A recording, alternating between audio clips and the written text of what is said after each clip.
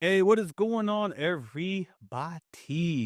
Yo, it is Rock D Lee, and we are here for some more Warhammer. I got my notes pulled up if you guys are new here. I started watching, I got introduced to this franchise through Estero, through Secret Level. Let me not try to pronounce things I'm not good at. And here we are. Everything just explained from there. I've reacted to a couple of videos, started with Bricky, and on the main channel is your boy Rock Lee, which I do my I'm just gonna do this again.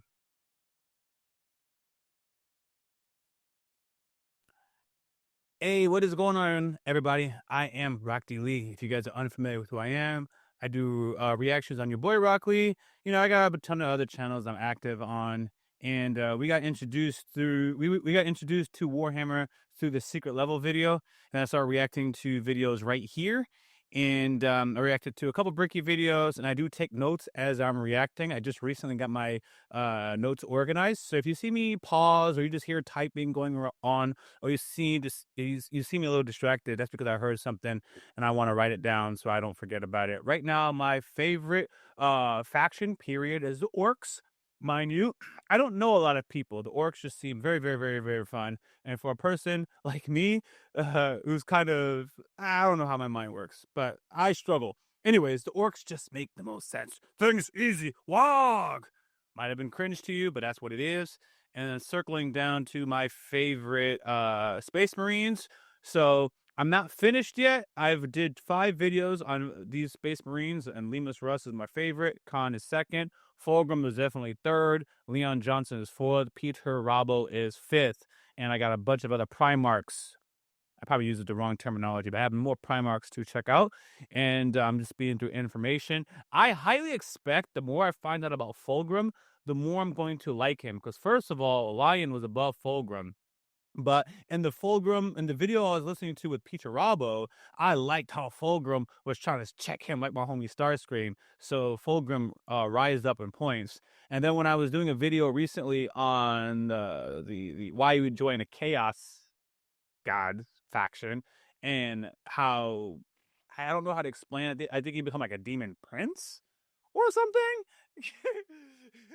Well, people like Fulgrim, they kind of stay with their sanity and they don't lose themselves too much. And he's like in eternal bliss, but he is with Slaynish's group, and I'm going to like him more. But I'm very much aware that he's a heinous individual, so I don't know how much things of his feats I could stand behind, but as a character, he definitely has become more interesting, and I suspect him to become more interesting than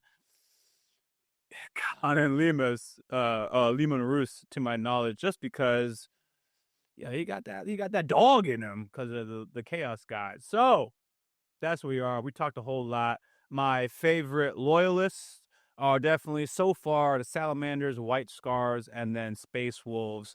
But I haven't checked out the video on the Salamanders Primarch yet. I just know of their group, and I picked up in the lore. And the White Scars are Khan's group, so I like them. And the Space Wolves are Lehman's group, so I like them. The Salamanders, I just picked up in videos of describing factions and stuff like that. And whenever I hear about them, I like them because they're badass and they're like they're the goodest of the Space Marines. When I like a little bit of gray, but I don't want to be all the way in the shits. So, anyways, that's a whole lot of explanation. But like, this page used to be blank, and I have had quite the journey being new into the Warhammer world. And my last thing to get my coat of recognition from you guys is I also just downloaded the book Hell's Reach. It's an Audible book by Aaron Demiski Bowden.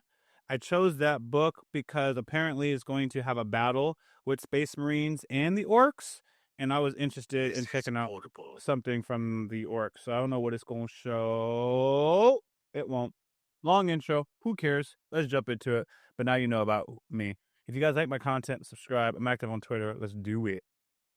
of the far past, there was no war. Our galaxy was, for a long time, fairly empty and quiet. The first known species to appear during this time are known only as the Old Ones, cosmic entities that traveled across the galaxy with ease and seeded life through the stars. Shortly thereafter, a new species began to arise. The Necron tier, evolving under the harshness of a devastatingly powerful star. The short-lived and irradiated Necron tier try to find the secret to eternal life and to be freed from their terrible existence. As they expand through the stars, they find the Old Ones and they plead to them to share the secrets of the universe and grant them purchase from their short and painful existence. The Old Ones respond with a lol and a lamau, and with their immense power, they force them back to their homeworld. The Necron tier, filled with rage and hatred, make it their duty to get revenge on the Old Ones. A revenge that would come swiftly as a chance encounter with other gods gave them a solution. These other gods were known as the C'tan, a race of highly powerful star-consuming entities. Do not fear, young mortals, for we, the C'tan... I got a question. He just described who they are. Like, what is a god in this world? At what point do you become a god? Are you a god because people say you're a god, or do we actually have a definition for gods? And sometimes I feel like it's a loose term. When I think about MCU, Thor calls himself a god, but like, is he really any more godly than the Hulk in the Hulk's form? You know what I mean? Like, there are some aliens who are as strong as Thor or stronger, but he calls himself a god. Thanos single-handedly could body that man, but Thanos is not a god. He is just an alien. But Thor is a god. What makes him a god? Is he a god because people worship him? I know I just kind of went off on a tangent, but it's like, they don't have a god that's in control of everything. They have gods, and these are very powerful beings. What is the Warhammer definition for god? Will provide you with the immortality you seek. Come now, won't you shake a poor sinner's hand? Quoted from Mephetron, the Deceiver. The Necron tier accepted the C'tan's offer of immortality, but believe it or not, this turned out to be a ruse. A trick. The C'tan crafted gigantic furnaces and began the process of biotransference. The Necron tier willingly walked line by line into the furnace engines made by gods who devour stars and had their souls consumed instead. The short-lived, irradiated, and cancer-inflicted race of the Necron tier ceased to be, and the immortal, soulless Necrons remained. Now backed by the immense power of the C'tan, the Necrons rally against the Old Ones, and the bitter conflict in the stars at this time is known as the War in Heaven. Despite creating various races and entities to aid them in this battle, the Old Ones are overwhelmed and eradicated down to the last, due to the sheer power of the C'tan. They did nothing. Off the souls of the Necron tier, and Fat with an on the army souls of of the Necron tier. Robotic slaves at their behest. However, the C'tan are greedy, spiteful gods, and when there was no foe worth killing, they turn on each other. The Necrons then put their sights towards the C'tan and lay waste to them, securing their freedom. The once subservient Necrons now control their former masters. Worn out and weakened by these wars, the Necrons, under their leader Zarek, the Silent King, lie dormant, with a plan to eventually wake and reclaim control over the galaxy. Over millions. See, that's what I'm talking about. You a god, you built these people, and then they beat you down, and now they control you. How were you a god? By whose definition was that? Of years, empires rise and they fall. The species created by the Old Ones have footholds over the galaxy, but on a pale blue dot, in the thick of all this conflict, humanity begins to evolve. And for the most part, the basic path of humanity's evolution remains the same as it is now for almost 15,000 years.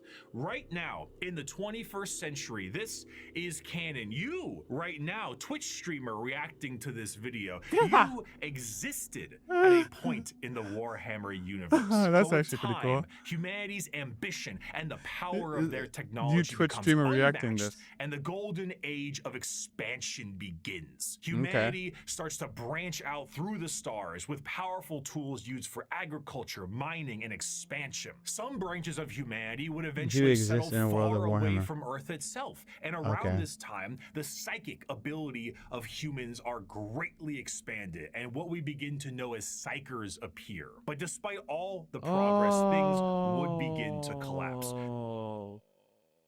That reminds me of a plot point in Gundam 000. I won't ruin it for my anime fans. It was a psychic part and getting into space and the correlation between those. I thought that was interesting. It just kind of connected with me because sometimes a lore seems original.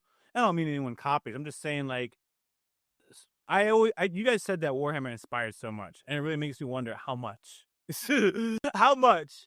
And that's it. I don't mean that talk The too long. machines created to aid humanity would turn on them in M23, an Matrix event reference. known as the Cybernetic Revolt, and trade would begin to collapse due to the immaterial warp, aka actual hell, beginning to cause ruptures in space and time. These warp stones would separate humanity, and this would be what is known as the Age of Strife. The warp, a sea of souls, storing all thought, emotion, that's what I have to write down. Despite all the progress, things would begin to collapse. The machines created to aid humanity would turn on them in M23, an event known as the Cybernetic Revolt, predictable lore. And trade would begin to collapse due to the immaterial warp, aka actual hell, beginning to cause ruptures in space and time. These warp stones would separate humanity, and this would warp stones separate humanity and what's known as the Great Strife. Warp stones separate humanity in what's called the Great Strife. I have to write that down because it's mentioned quite some time. I know in a previous video, I was like, what the heck is a strife?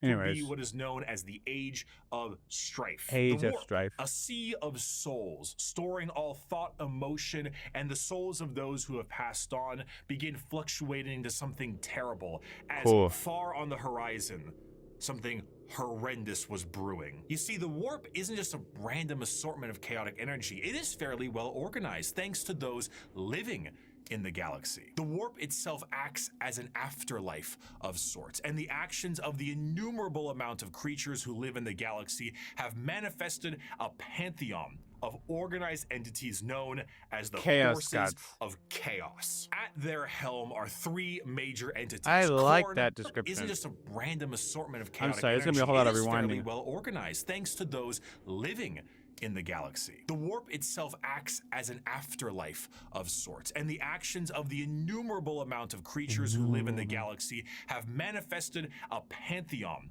of the actions of people who live in the galaxy have manifested a organized pantheon entities known as the Forces of Chaos.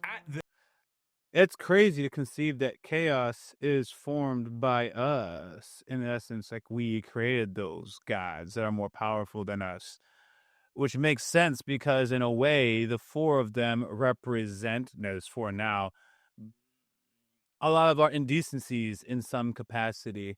And means they only get, and that's why certain pantheons of gods are stronger during certain ages, depending on what mankind is up to, or not mankind specifically, what life in the galaxy is up to. Their helm are three major entities, Khorne, Nurgle, and Tzeentch. However, a fourth one, Slaanesh, was about to be born. The ancient Eldar were one of the first species created by the Old Ones, and due to their extreme and unbridled excess, the birthing of Slaanesh tore a hole in the galaxy and forever split the Eldar into those of the Craftworld, who sought to bring their species back together, and those of the Drukhari, who wished to continue what caused the birth of Slaanesh in the first place. The birthing of this fourth chaos god settled the warp storms of the Immaterium and ended the Age of Strife, but humanity was still fractured. Slaanesh ended the world of strife and spearheaded an immense attempt to reunite all the fractured pieces of humanity.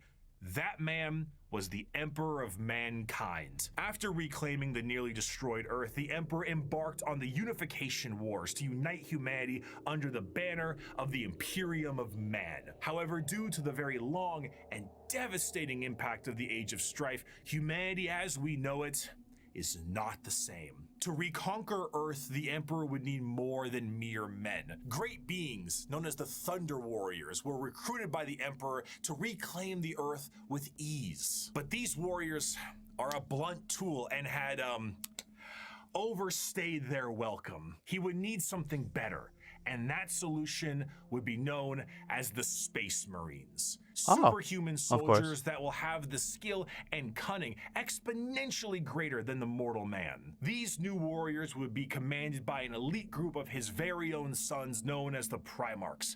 Unfortunately though, Daddy didn't charge the baby monitor, and his 18 sons would be stolen by the forces of chaos and scattered across the galaxy. This would begin the Great Crusade, a monumental task to take back the stars in the name of humanity and reclaim the lost Primarch sons. However, he would need the fires of industry to make this happen. Looking to the distant cousins of Mars, the Emperor signed a treaty with the technologically irradiated hellscape of the Red Planet and allowed the cult of the machine god, the Mechanicum, to supply his crusade. While Space Marines were the tip of the spear, their numbers paled to the vast might of the Imperial Army and Navy. The Astra Militarum and their seemingly endless numbers make up the bulk of the fighting force. This is obvious, man. Everything is just so epic. Everything is just so grand. This is a fantastic script just right off the jump.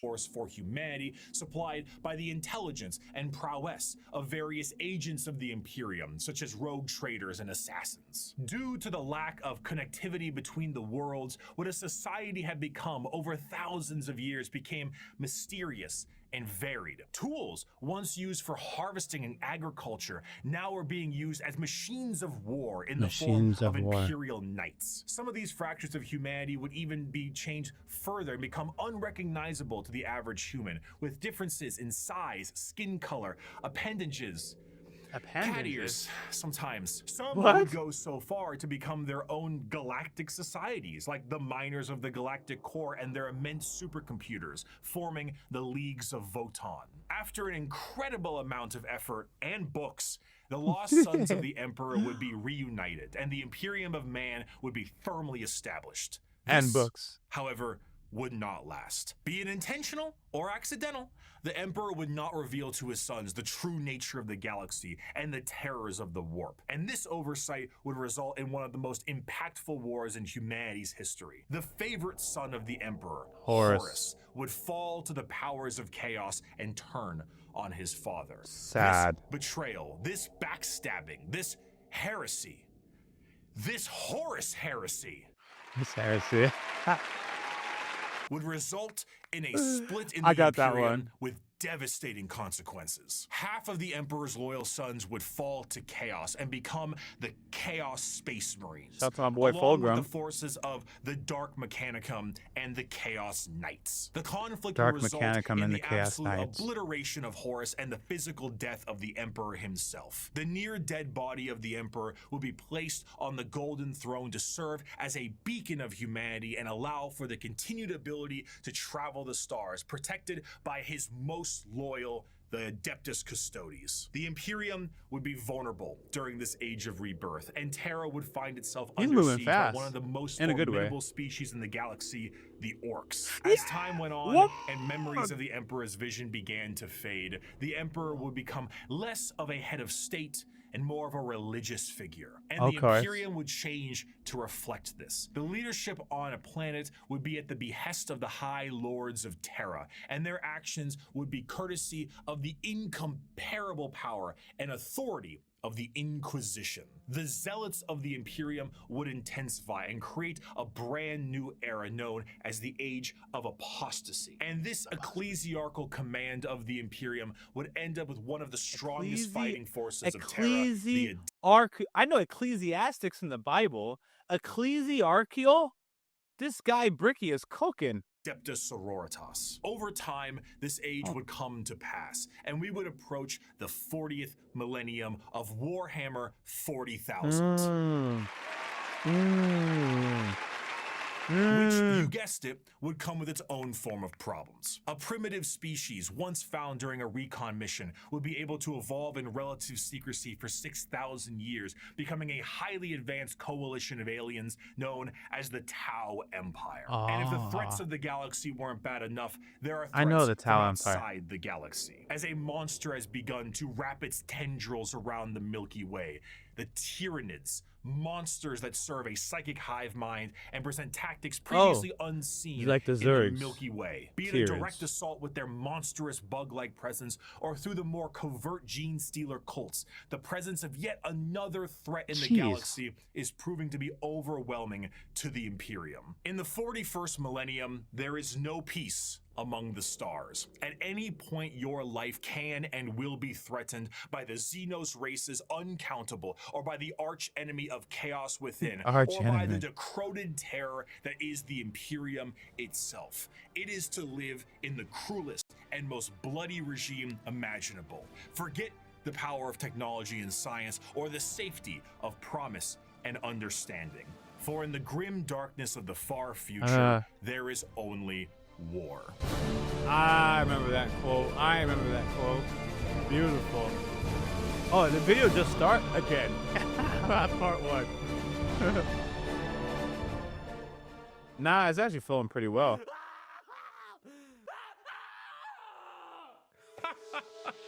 A fantastic job. Oh, he really did something different. Mr. Kurz, the Night Haunter himself. Oh, didn't you love that, my faithful audience? Once again, we have another criminal over the course of 6 hours break every single bone in his body. And with that, once again, our glorious leader has brought the crime rate to 0%. Always brought to you here on the Strawman News. I'm your host, Ricky. Thank you once again for joining us. Our top stories for tonight. The weather forecast appears to be rainy with extra dark, so make sure you pack those extra batteries for your lamp packs. And of course, let's not forget the fantastic gang violence problem we're currently having. Oh, I'm sorry, what's that? Oh right, it's gone. It's looking to be a chilly one tonight as well, so make sure your skin capes are nice and tight. Skin capes? Hold on, one moment. No. Adamantium reserves have tripled? Wait, I'm sorry. Self-harm rates have gone down to 0%. Love yourself. The Night Haunter smiled? No. This could only mean one thing. It is the Strawman News' great privilege to bring some color back in your life with the brand new 3-part Gamer Supps drop exclusively on this here news network. That's right, your esteemed host, Bricky, myself, is dropping a 3-part Gamer Supps release for pre-order available now and only for a couple of weeks. Not only does it include a completely brand new artwork reskin of the Sweet 6-pack flavor, one of the highest selling flavors in the entirety of Gamer Supps, but it also comes with the first ever all over print Gamer Supps 32-ounce jug. And if that isn't enough for you, if the phenomenal drink and drink holder is not enough for you, we have a desk mat to go along with it. That's right, the Herculean look of the brand new Sweet 6-pack style. I have my headphones on, so I was able to hear the whole thing. At muscles I'm gonna try to get that belief, bag. But this time, we're talking taste, we're talking Atlas, we're talking smooth. And if that wasn't I came back enough, on time. Your co-host I always come on specifically, time. should you pre-order all 3 of these items, will personally hand sign a note for you, thanking you for supporting this network. All of this you can receive for 10% off. Nah, these waifu jugs are fire. I ain't gonna hold you. This video and click the link. I wasn't really noticing the artwork until that time I sat down and paid attention. Code Damn. Save 10% off with code. The dyes on that one, epic. I like the muscle mummies. Increase production across the board for our glorious leader, the Night Hunter. Thank you, GamerSupps, for sponsoring the Strama News, and let us move on to our next scheduled program. Silly question: is a Night Hunter a girl? I made every Warhammer 40k faction. Wait a second, because I just don't know. Why Texas? It's not just Trump's terrorists. Oh my God, help me! Night Hunter Warhammer. Oh, it was that guy. Okay, I know who it is now. Never mind. Explained. A passion project of mine for a universe that I enjoyed so much. Its main purpose was to be a drawbridge, the separation between the layman who had only ever seen the big armored blue man situated neatly next to a Wetzel's Pretzels, and then the hardcore Warhammer lore nerd. That was just too wide, and there was nothing bridging these two together. Since 2020, Warhammer has exploded in popularity thanks to COVID, quality game updates, and a few excellent video games, and a couple mini-series. The sheer volume of people Good for Warhammer. who told me they have purchased miniatures due to that video alone makes me feel as if Games Workshop owes me commission. However, that video is incomplete. I was not a casual fan, but I was also not a hardcore lore junkie. In the 5 years since that video's release, multiple channels have sprouted up, and the drawbridge between casual to the obsessed has never been wider or easier to traverse. Even I, myself, have been a part of Adeptus Ridiculous, a podcast teaching lore in a much simpler and condensed form. Needless to say, I've learned a lot. Adeptus Ridiculous? Adeptus Ridiculous? Than just Spaceman Shoots Big Gun. It has also grown substantially from its origins, being a Warhammer Fantasy spin-off just in space. Now, it is a black library filled with immensely deep characters, difficult themes, and even some tear-jerking stories. That's for me, it is then. a backdrop for a million stories over a million worlds, and I did not see its true depth in 2020. But now, I'd like to share what I've learned. We just had a brief summary of the world and each faction that takes place during it. And we did that because to truly understand each faction, we must understand what makes them the way they are. And to do so, we need to begin in chronological order, discussing their origins, their culture, their powers, and of course, what makes them oh so grimdark. So let's begin with the group that started it all and sing praise to the Infinite Empire. As mentioned before, the Necron tier were the original form of the Necrons, an alien race far away from us that lived short, painful lives due to the irradiation of their star. Normally, this would manifest as like a sort of cancer, a space cancer of sorts. The Necrons are very much inspired by the ancient Egyptian aesthetic, but unlike the windswept dunes commonly associated with it, the irradiated hellscape the Necron tier endured was far from picturesque. This also translates into their hierarchy. They are a race of nobles and peasants. Most of the peasants would often live for their very short amount of time, only a couple of decades, while the nobles tended to have better care and would live a little bit longer, but still far less than the average lifespan of a human, even today in the 21st century. The leader of the Necrons was Zarek, the Silent King. He was the one who took the deal with the Catan and the Deceiver. Of course, he wasn't aware of the fact that they were known as the Deceiver at the time. That would have helped. The whole species was blinded by hate after being debased by the Old Ones on their quest to cure their illness. The sheer pain that underwent the Necron race can't be understated, as their fear was manic. The Catan are, of course, gods that eat stars, and when the leader of your species tells you to march into the gigantic green furnaces to ascend to immortality, you march. The scenes from these are long lines of both the peasantry and nobles clutching their loved ones in a frantic act to save their own lives. Many of them already inflicted in the late stages of the space cancer, some of them crawling into the biotransference furnaces, trying to outrace death itself. Without realizing death was the one who made these to begin with. What came out the other side Okay. was a soulless husk. I don't know how literal and that I was. say that literally. A soul is not an abstract concept like it is in our world, an immaterial version of oneself discussed and debated in religion and philosophy. No, in Warhammer, a soul is a real, tangible item It's of actually tangible. oneself. And Okay. the C'tan basically were just like to every single person who went in their furnaces. If you were a peasant, you came out a Necron warrior, and you as an individual have ceased to be. You have no mind, you have no soul, and your body, as you know it, is made of an extremely advanced mass of re-knitting living metal known as Living metal. necrodermis. You Okay. cannot think for yourself, for you do not have a brain to think with. All Then how are you you do now thinking? is await protocols from your overlords, which are the Oh. nobles who came out of the furnaces with their minds intact. Oh, not their nobles got souls, there.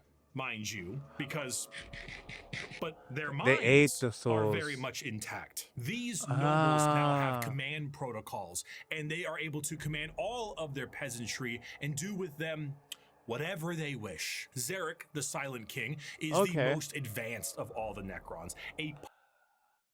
That's a crazy concept. The peasants lost their mind. They lost their souls. Got it. The nobles have their mind, but they feel soulless, and their soul was consumed as these beings was eating star systems. Now, obviously, he's probably going to explain, but it's like, how do you feel if your soul is gone, but your mind is there? Metallic version of himself with incredible power and intelligence. His strength allowed him to lead the undead and the unthinking armies of the Necrons to battle against the C'tan when they were at their weakest due to their incessant infighting and then win back their freedom. But gods cannot die. That's so my question from reality, earlier. what occurred is the C'tan were shattered into thousands of pieces, and each shard of their god was trapped in a stasis vault and mind controlled to do the bidding of the Necrons they once enslaved. The biggest challenge they face now are actually the upstarts of the galaxy. The Eldar and the Orcs were quite prominent, and as you can imagine, a galactic war really takes its toll on the You know, I wanted to share with you guys. It's actually a real cool concept. If you guys are struggling to write or anything like that, pay attention to this unless it was explicitly explained in the book and I'm just wrong. Certain concepts, like how you you try to kill a god, the god splits into a bunch of things, and then you got to find chambers or whatever, and then put these things into the chambers. Does the book really explain it in details? Or it kind of just gives you the idea of what happened and moved on without explaining to you the exact science. You know what I mean? It's like man to put together a plane and the plane took off. And all you know is air travels under the plane and that's it. You don't actually know how it works. But to take a soul, which is they just explain as something that's tangible, or no. I screwed that up.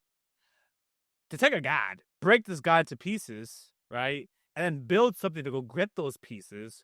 What is the thing that you use what is the thing that is trapping those gods made of? When did you make it? You made it before this? Did you know this was going to happen to the gods? You know what I mean? The whole concept is crazy when you break it down. But the point is, I realize that many books, they'll skip over it. Movies will skip over it too. Just know they made the bomb. You don't need to know how it was made. Just know they made a artifact that can hold these gods, which is my point. Many times, that's actually my point. I took a long way to get to this. Artifacts are usually the shortcut explanation to explain a one-time use of a technology that we can't do anymore, but it served the purpose. They'll just say the Egyptians had this artifact. That was one of a kind. They don't need to explain how it was made. Maybe it was in the fires of Mordor. They'll say something like that. But generally, you just have to know it was an artifact. They can't do it again. Don't worry about doing it again. Joints, or Shut I up, guess Lee. the servos. I It was know. in their best At least I interest to paused. wait out the galactic rise of the other races and come back at a more opportune time. So they went into stasis via these massive tomb complexes hidden beneath various worlds, biding their time until it was once again their opportunity to rule the galaxy. Zarek, the Silent King, as penance for his failure to his people, exiled himself into the darkness between stars for the next 60 million years with his perfect memory a constant reminder of the doom he inflicted upon his people. Flash forward to the modern day, and the Necrons are reawakening, but it isn't working as well as it could be. Whether the tomb world is reawakened naturally or by some Imperial moron stepping on a green glowing rock, the Necrons have come back to reclaim a galaxy they consider rightly theirs. But 60 million years of hypersleep have taken their toll. Many Necron dynasties awake with systems unrestored and huge swaths of their population's minds completely lost. Necron nobles wake with various mental faculties compromised, sometimes exhibiting traits similar to excessive paranoia, schizophrenia, or even dementia. One notable Necron, Nemesis Zandrek, believes that he is still back on his home planet fighting off separatists and interlopers. See, Oberyn, the separatists come, attempting to outflank me as they did at the 4th Battle of Vindach. How they calculate that daubing themselves green and roaring like savages will produce a different outcome, I cannot fathom. But it is of no account.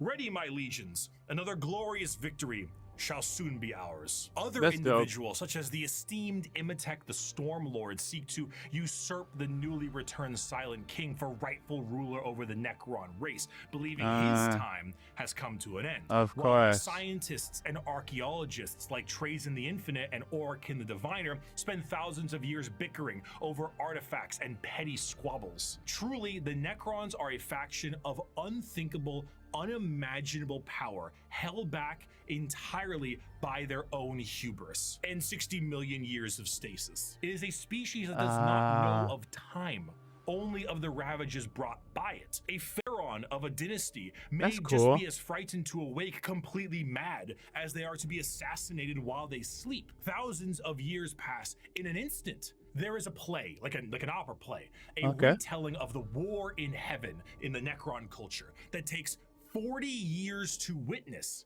because why leave? You have no need to eat or vacate your bowels. You are immortal, but you are soulless. Despite the Necrons' incredible technology, their mastery over time, reality itself, despite they're never in a rush. They still are missing a soul.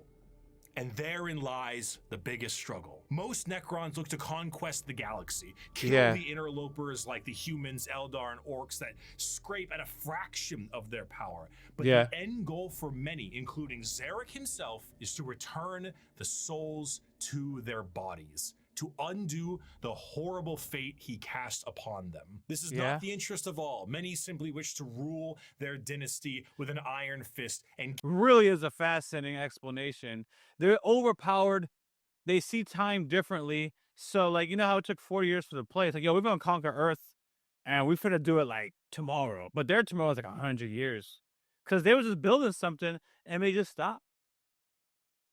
I don't know, bicker, have a conversation, but there's no sense of urgency. By the time they show up to fight the humans already came up with some adaptation. Like, don't worry about it. I got 100 years. I'll come back with a plan tomorrow. There's no rush. No rush. Because their soul is missing. All they consider unworthy. But to many others, it is to undo the decision that doomed them all. Before they can do that, there is a pest that needs exterminating. That is the fundamental understanding of the Necrons. They are so hyper advanced that their science borders on magic. They play with the fundamental aspects of reality and time. Their mastery of the physical galaxy is the strongest in the universe. Their weapons reduce people to the barest molecules, and they have devices capable of causing stars to supernova. They are unfathomably difficult to kill, as if you do fell one of their number, the living metal reknits itself and the reanimation protocols allow it to come back alive once again.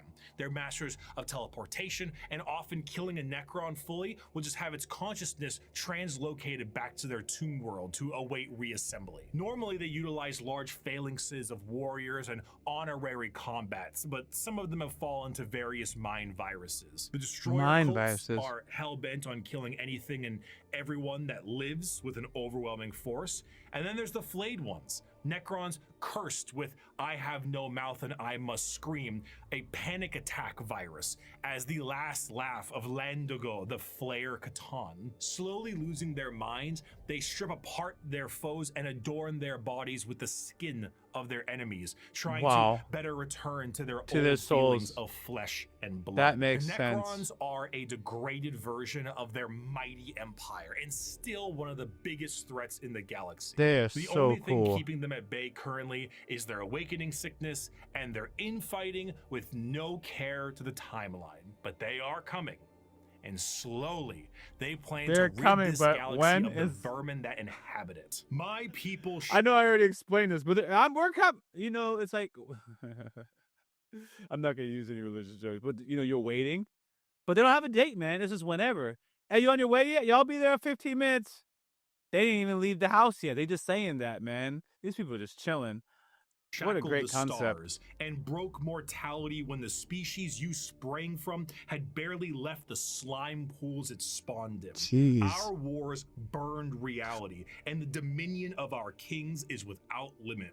The ground you tread on is not yours. It is ours. The war in heaven was a catastrophic time for the galaxy, and as stated in the above quote, burned reality.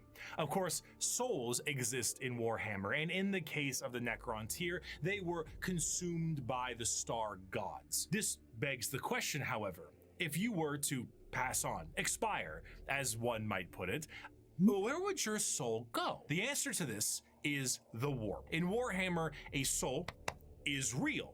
And so is hell, the afterlife, the Empyrean, the Sea of Souls, the Immaterium. All of these names refer to the dimension parallel to our own, known as the warp. Now, the warp is not like our reality. It does not follow the classic normalcy of time and space. It is defined as the Sea of Souls, and it acts like this in a more literal way than you can realize. To imagine the warp is to imagine the sea itself. Hell is real, and you can surf on it. It has a current and can become more dangerous depending on where you go and how bad the weather is. As the Immaterium is a reflection of our reality and of our souls, all thoughts, all emotions, all emotions that goes with a soul is passed on into the warp. If an entire planet decides it's going to engage in a blood-fueled rampage of murder and gore, then the warp around that planet will be affected in a similar manner. It's not something that you can see. It is a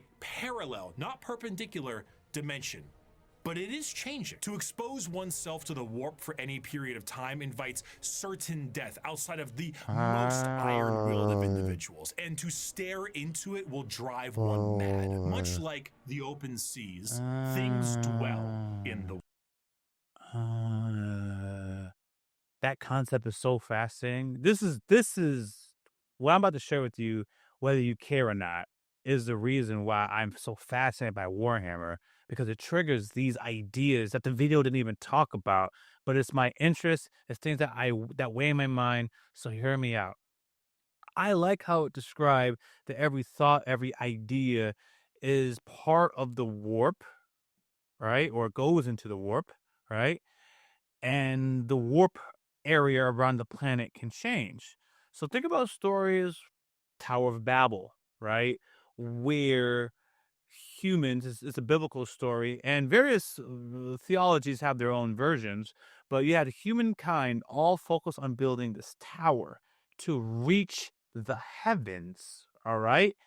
And language from the biblical text, from Christianity's perspective, language was split among the population. God purposely allowed us or made it so that we could not all communicate in the same language, and we spread off. Long story short, that's why wars and stuff happen. That's not what the Bible says. The Bible says it split us, but hey, it divided us, right? Okay, war. Anyways, if you could imagine a whole planet that speaks the exact same language, able to communicate an idea or purpose, and then you apply that to something called the law of attraction, that's something that may not be unfamiliar with you guys. If you don't know what I'm talking about, Google it. But I always have believed that if all of humankind is focused on the same goal, we're just going to achieve it. Whether it's science, whether it's meta spiritual, whether whatever it is, it's just going to happen. If we all wanted to become immortal, we could just do that. If we all wanted to upload our minds into some hive thing, we could just do that. If we were all committed to the same goal. Sometimes people will say, we can't achieve that because of the limitations in technology. Wow, I'm probably going to blow your minds real quick. Or maybe I had a little too much before I started watching this bricky video. Because I'm really cooking. Oh, snap. I just lost the idea. Yeah. So, you know how they say the technology was limited? Like it was impossible. You go a certain mile over the speed limit, it can't be done. What if, like, because we all willed it, or enough of us willed it, or like, I'm not talking about planes specifically, just certain things, but if we all willed it, like the actual laws of physics would change so that the science would work. So, like, today, it's impossible to create. No. 30 years ago, it was like impossible to create AI based on the physics of that time. We didn't advance our technology necessarily 100% of its own. Our willpower altered the way the reality works. And all of a sudden, yeah, we're just making computers now. We're just making AI computers. And if you think about it, it's like, that was supposed to be impossible. What happened? And when the reality changes, it's like the reality has always changed. You guys don't even know that there was a one point that was literally physically impossible according to the laws of the physics. Laws of physics got updated, and across the whole system, the update happened. Yeah, that's why humans can truly do anything. That's how you can get from like a monkey state all the way to like we had space one day. Or maybe I'm just crazy, but those are the kind of ideas that I go on a rabbit hole with. And I'm probably going to limit that because it's going to be too much. This 2-hour video can easily become a 3-hour video. Whether these beings were always there and were just emboldened by the carnage of the galaxy, we can only speculate at. At a time, you could say it was more calm. But a certain faction's galactic war in heaven didn't do it any favors. Now the warp is turbulent, and its realms belong to a pantheon of gods known simply as that powerful being, that powerful group started this. Beings that serve directly under their patron deity. And those there are 4 current gods of chaos at the moment: Khorne, Tzeentch, Nurgle, and Slaanesh. Each of them represent various facets of and emotions of sentient species and play a great game against one another for total control over their realms. Interestingly enough, while their disciples have physical forms we can understand, the Chaos Gods do not have a physical visual that you can perceive in reality. So while there are tons of fantastic fan art, we do not know what they truly look like, though they are conveniently color-coded. Khorne is the god of blood and murder, carnage and slaughter. He is the one who is most powered by the wholesale killing of any living thing, for Khorne cares not from where the blood flows. With a sacred number of 8, he is the lord of all things involving killing and blood. Sacred number of 8. His champions are extremely strong as well, with monumental muscles and extremely large weapons. A true analog to Khorne would be his greater demon, the Bloodthirster, an enormous muscle-bound flying devil with an axe so large it splits tanks in a single swing. They move into battle with armor of brass adorned by the skulls of their foes and pools of freshly spilt blood. This may appear to be quite frightening, of course, demonic, one might say, but in the world of chaos, all emotions feed one of these gods in one way or another. If you were to define Khorne with single words, you would use blood, carnage, murder, skulls, but you'd be missing out on important ones like strength, honor, prowess, courage, and skill. Khorne is not just about the wholesale slaughter of people. He is about the honor and power of martial combat. The true strength there is in besting someone in physical strength and skill. Of course, a murderer would be someone who would feed Khorne, but a soldier could feed Khorne. A martial artist or professional fighter could feed Khorne. A warrior, good or bad, feeds Khorne. A diplomat does not. A premier soldier does. A GoFundMe does not. This is what leads many mortals down the path of Khorne, for he will bless those that bring him enough skulls. And in a world this destructive, there are many ways to leave a high tally for him. Prepare the Dreadclaws and unchain the Mad Ones. Glorious battle awaits us today, for the world below has refused to surrender. Let us descend upon them with fury and rage, giving no quarter and sparing only those warriors who fight well enough to earn a place amongst us. As for the rest, their lives and possessions are ours, but their skulls are for Khorne. Normally, if I ever want to explain Khorne, I just kind of show them this clip. I'd never stab you in the back, Shepard. Warriors like you and me, straight to the face. Moving on, Tzeentch is the second god, the god of trickery and mischief, the changer of ways, the great conspirator and the architect of fate. With a sacred number of 9, Tzeentch is truly the god of change in all of its forms. But there is an obvious undercurrent of mischief and cunning. Tzeentch is such a liar that his pants have gone thermonuclear.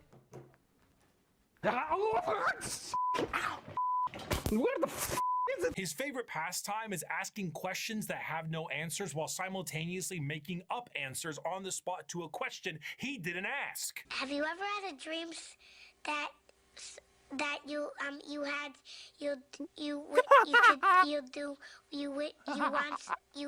could do so you want him to do you so much you could do anything? He is such a conniving little bastard that every emotion of lying, of scheming, of trickery is a direct way to help feed him. An unfaithful partner, a politician, a spy. All these people feed Tzeentch in one way or another, and it doesn't matter if the intentions are good. Acceptance does not feed Tzeentch. Change does. Tzeentch doesn't care about your facts. He only wants opinions. Because he represents change, he also represents hope, though. Schemes are not always bad, and even the hope to make a better tomorrow is the change he seeks. Because he is the architect of fate and the master of sorcery, his presence is purely unknowable. Every depiction of a demon contains more eyes than are necessary and more mouths than I know what to do with. It is a biblically accurate angel if the angel gaslit you into thinking birds are government drones.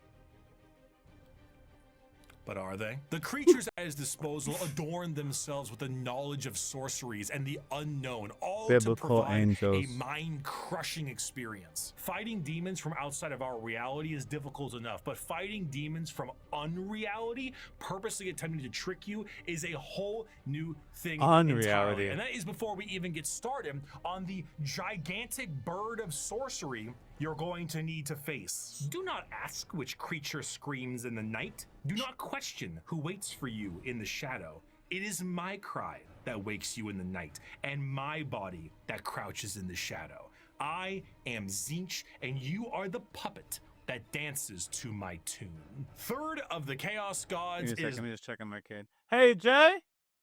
Just checking on you. The one of acceptance of rot and pestilence, the grandfather himself. Hey, love, if you need anything, you can just walk over and ask me. You don't have to wait, okay? Okay? Sorry about that, guys. I don't want to feel like just because I'm recording, she gotta wait a potential 2 hours. She can just pull up and say, I'm hungry, or whatever. Question who waits for you in the shadow. It is my cry that wakes you in the night, and my body that crouches in the shadow. I am Tzeentch, and you are the puppet that dances to my tune. Third of the Chaos Gods is the one of acceptance of rot and pestilence, the grandfather himself, Papa Nurgle. Nurgle is the exact opposite of Tzeentch. Where Tzeentch believes in change and hope for a future, Nurgle believes in stagnation and the end. I would choose Tzeentch over Nurgle. I just can't stand it. We will all decay. We will all rot, and we will all end. And with a sacred number of 7, every single thing, pestilence, spoil, and everything in between, I wouldn't expect that. Under the great shadow and girth of Nurgle himself. For Nurgle, the plight of mortals is his fear and want. Don't mind me, I'm actually just gonna figure out what that is. Might be, everything will decay in the end. In the creation of life, there must be an end. to that life. And nobody has more creations to end lives than Grandfather Nurgle himself. Every boil, every blemish, every pus-filled wound and For some disease, reason, every why? rot No, and I every did God plague the is fickle. kept and concocted by Nurgle. This, humorously, keeps Nurgle as a jovial god. He is full of life and laughter, and by creating as many diseases as he possibly can, he shares that joy with mortals. I mean, his envoy is the great unclean one, and look at how happy he is. And there's a lot, and he shares lot his of him to love A fear with mortals. of Is my man death sweating? in I can't general tell. If is you're not, my feeding bad. I Nurgle. insulted you. All disease makes him stronger, but to pray for salvation for a wounded loved one is to feed Nurgle. The timeless and inevitable fear that one day you will rot and decay is what gives him strength. The Peloton won't feed Nurgle. Licking the doorknob on a public bathroom certainly does. However, should you embrace your grandfather's gifts, you may find an end to your pain. Maybe. All mortal followers of the Chaos Gods found themselves there in one way or another, either through the direct worship or the slow corrupting of their souls. But those that take Nurgle's gifts and embrace the decay of their bodies may end up being chosen among his few as a faithful servant. In doing so, you will be free of the pain caused by Nurgle's ailments, and you may even find yourself just as jovial and happy as he is.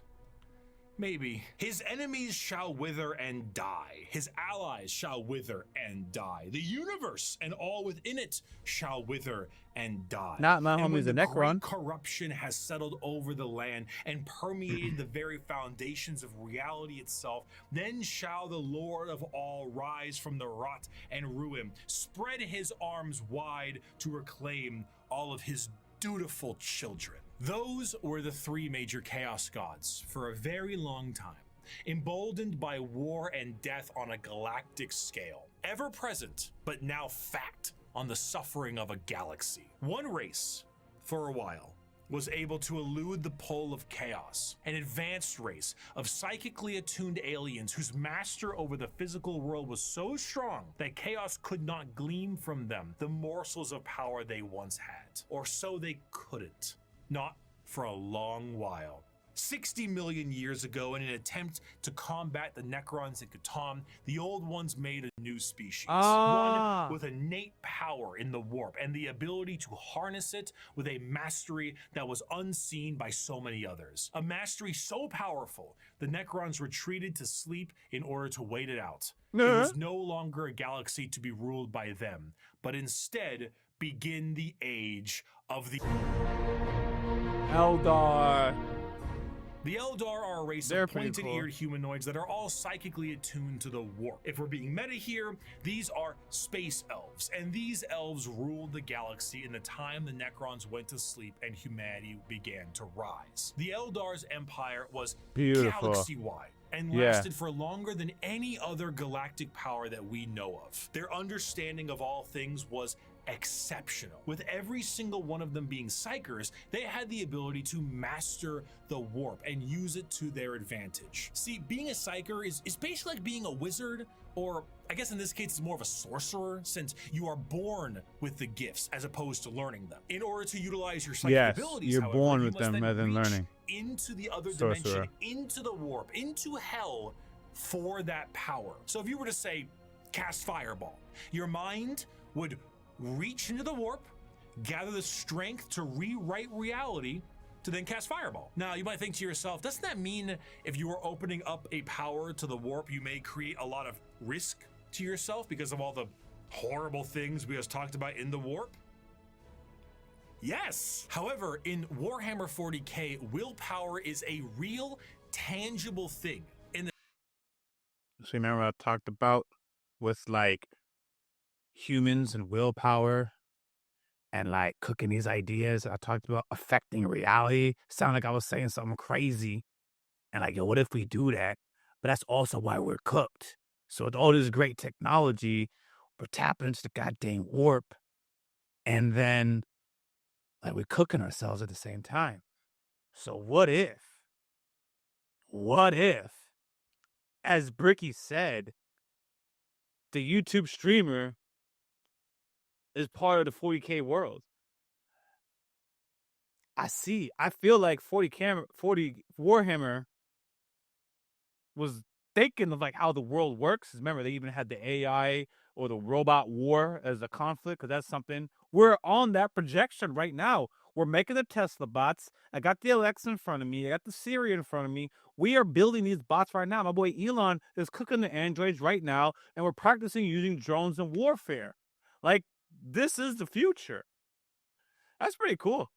In the sense that in its I like how own right, relatable it this can is. be weaponized. As far as I'm concerned, being I'm like a strong believer of will Warhammer now. means being strong of soul, and being strong That's of cool. soul means you can resist the pull of the warp that much more. A Okay. more inexperienced psyker opens up a hole into the warp that is large, and that hole widens to get more power, allowing evil things to get in. A powerful psyker is able to open a very small hole, but with immense force to get the same amount of power with less risk. The Eldar are master psychers. Every single one of them can call upon the warp, and over millions of years they have perfected it so much so that they can weave structures out of it. In some species in the galaxy, they utilize the warp itself for interstellar travel. The Eldar ain't having any of that noise. How about we utilize a fancy alternative mode of travel that is substantially safer than the old ones created, called the webway? What about dying?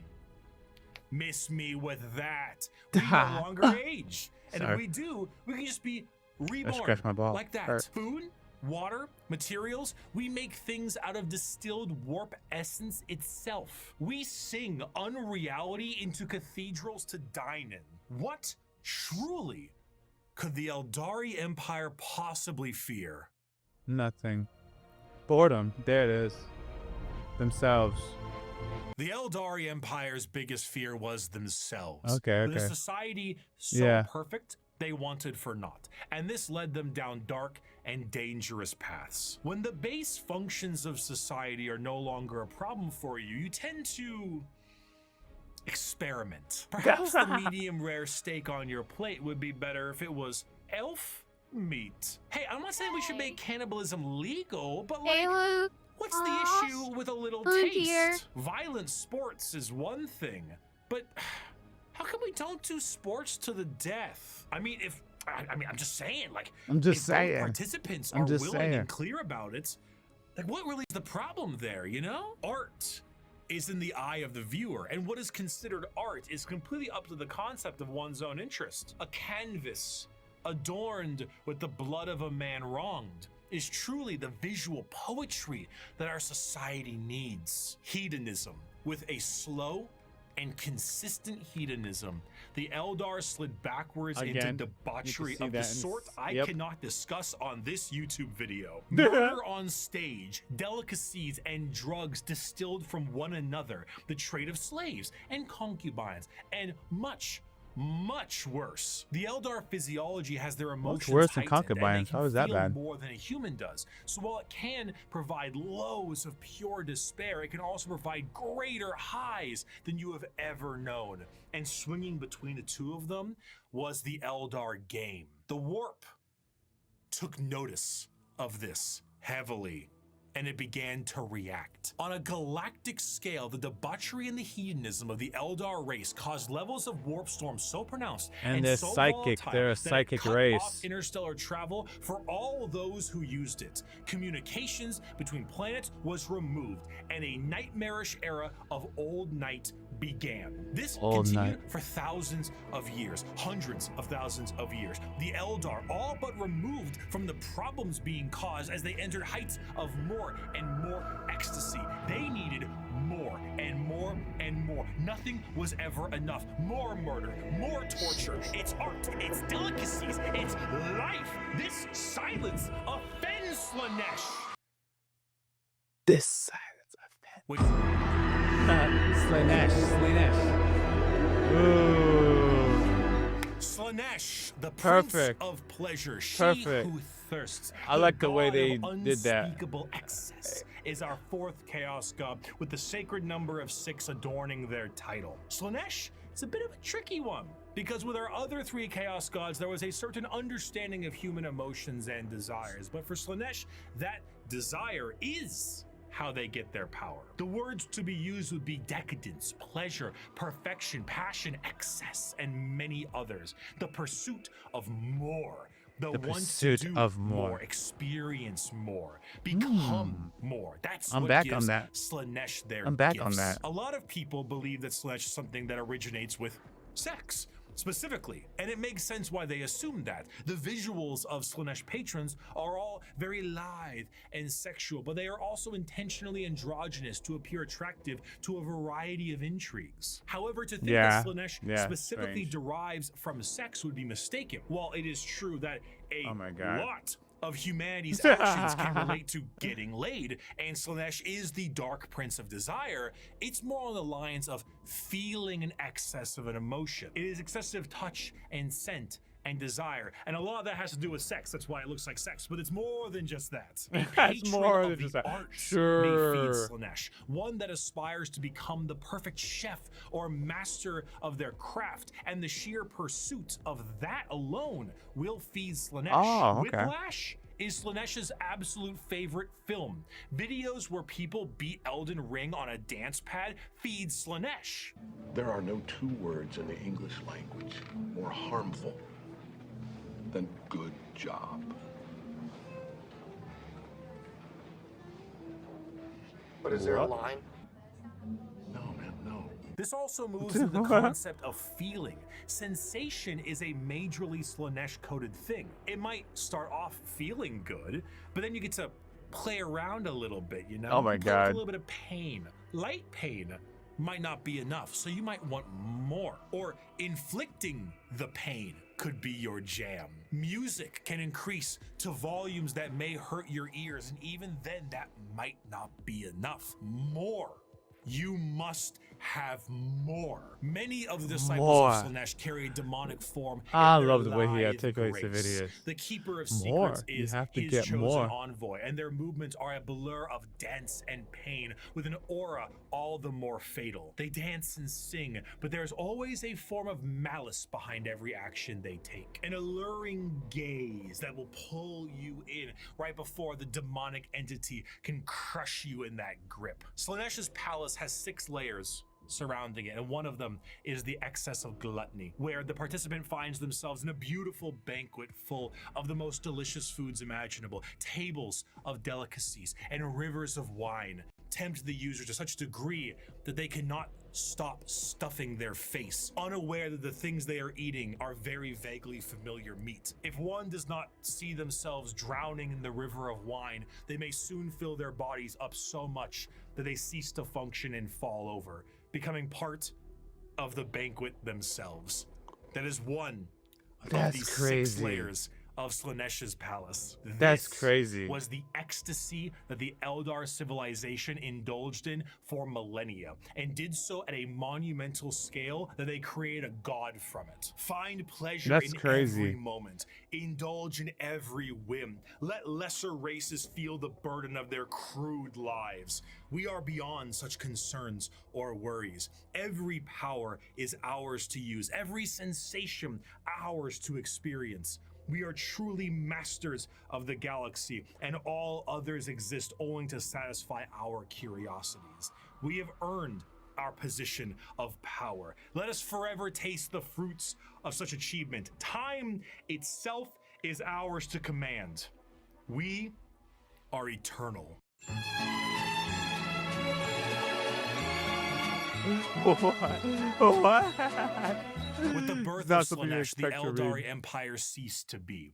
A catastrophic event so horrible that the warp ripped a hole permanently in our reality. A fissure forever known as the Eye of Terror. With the sudden Eye of Terror, I inhalation remember of this that one. god's largest breath, the Eldari souls are a currency to be now collected by she who thirsts. Trillions of Eldar died in an instant. Slaanesh gorging on their souls to satisfy his palate. 99.9% of their entire species died, and the That's rest crazy. are doomed to a fate worse than death. For Slaanesh now stakes a claim on each and every Eldar soul. From the moment they pass on, an eternity of torment awaits them. The remaining Eldar devote their entire lives to stopping this eventuality. Their dying race so devoted to saving themselves from the Dark Prince, and in doing so, have found very creative ways.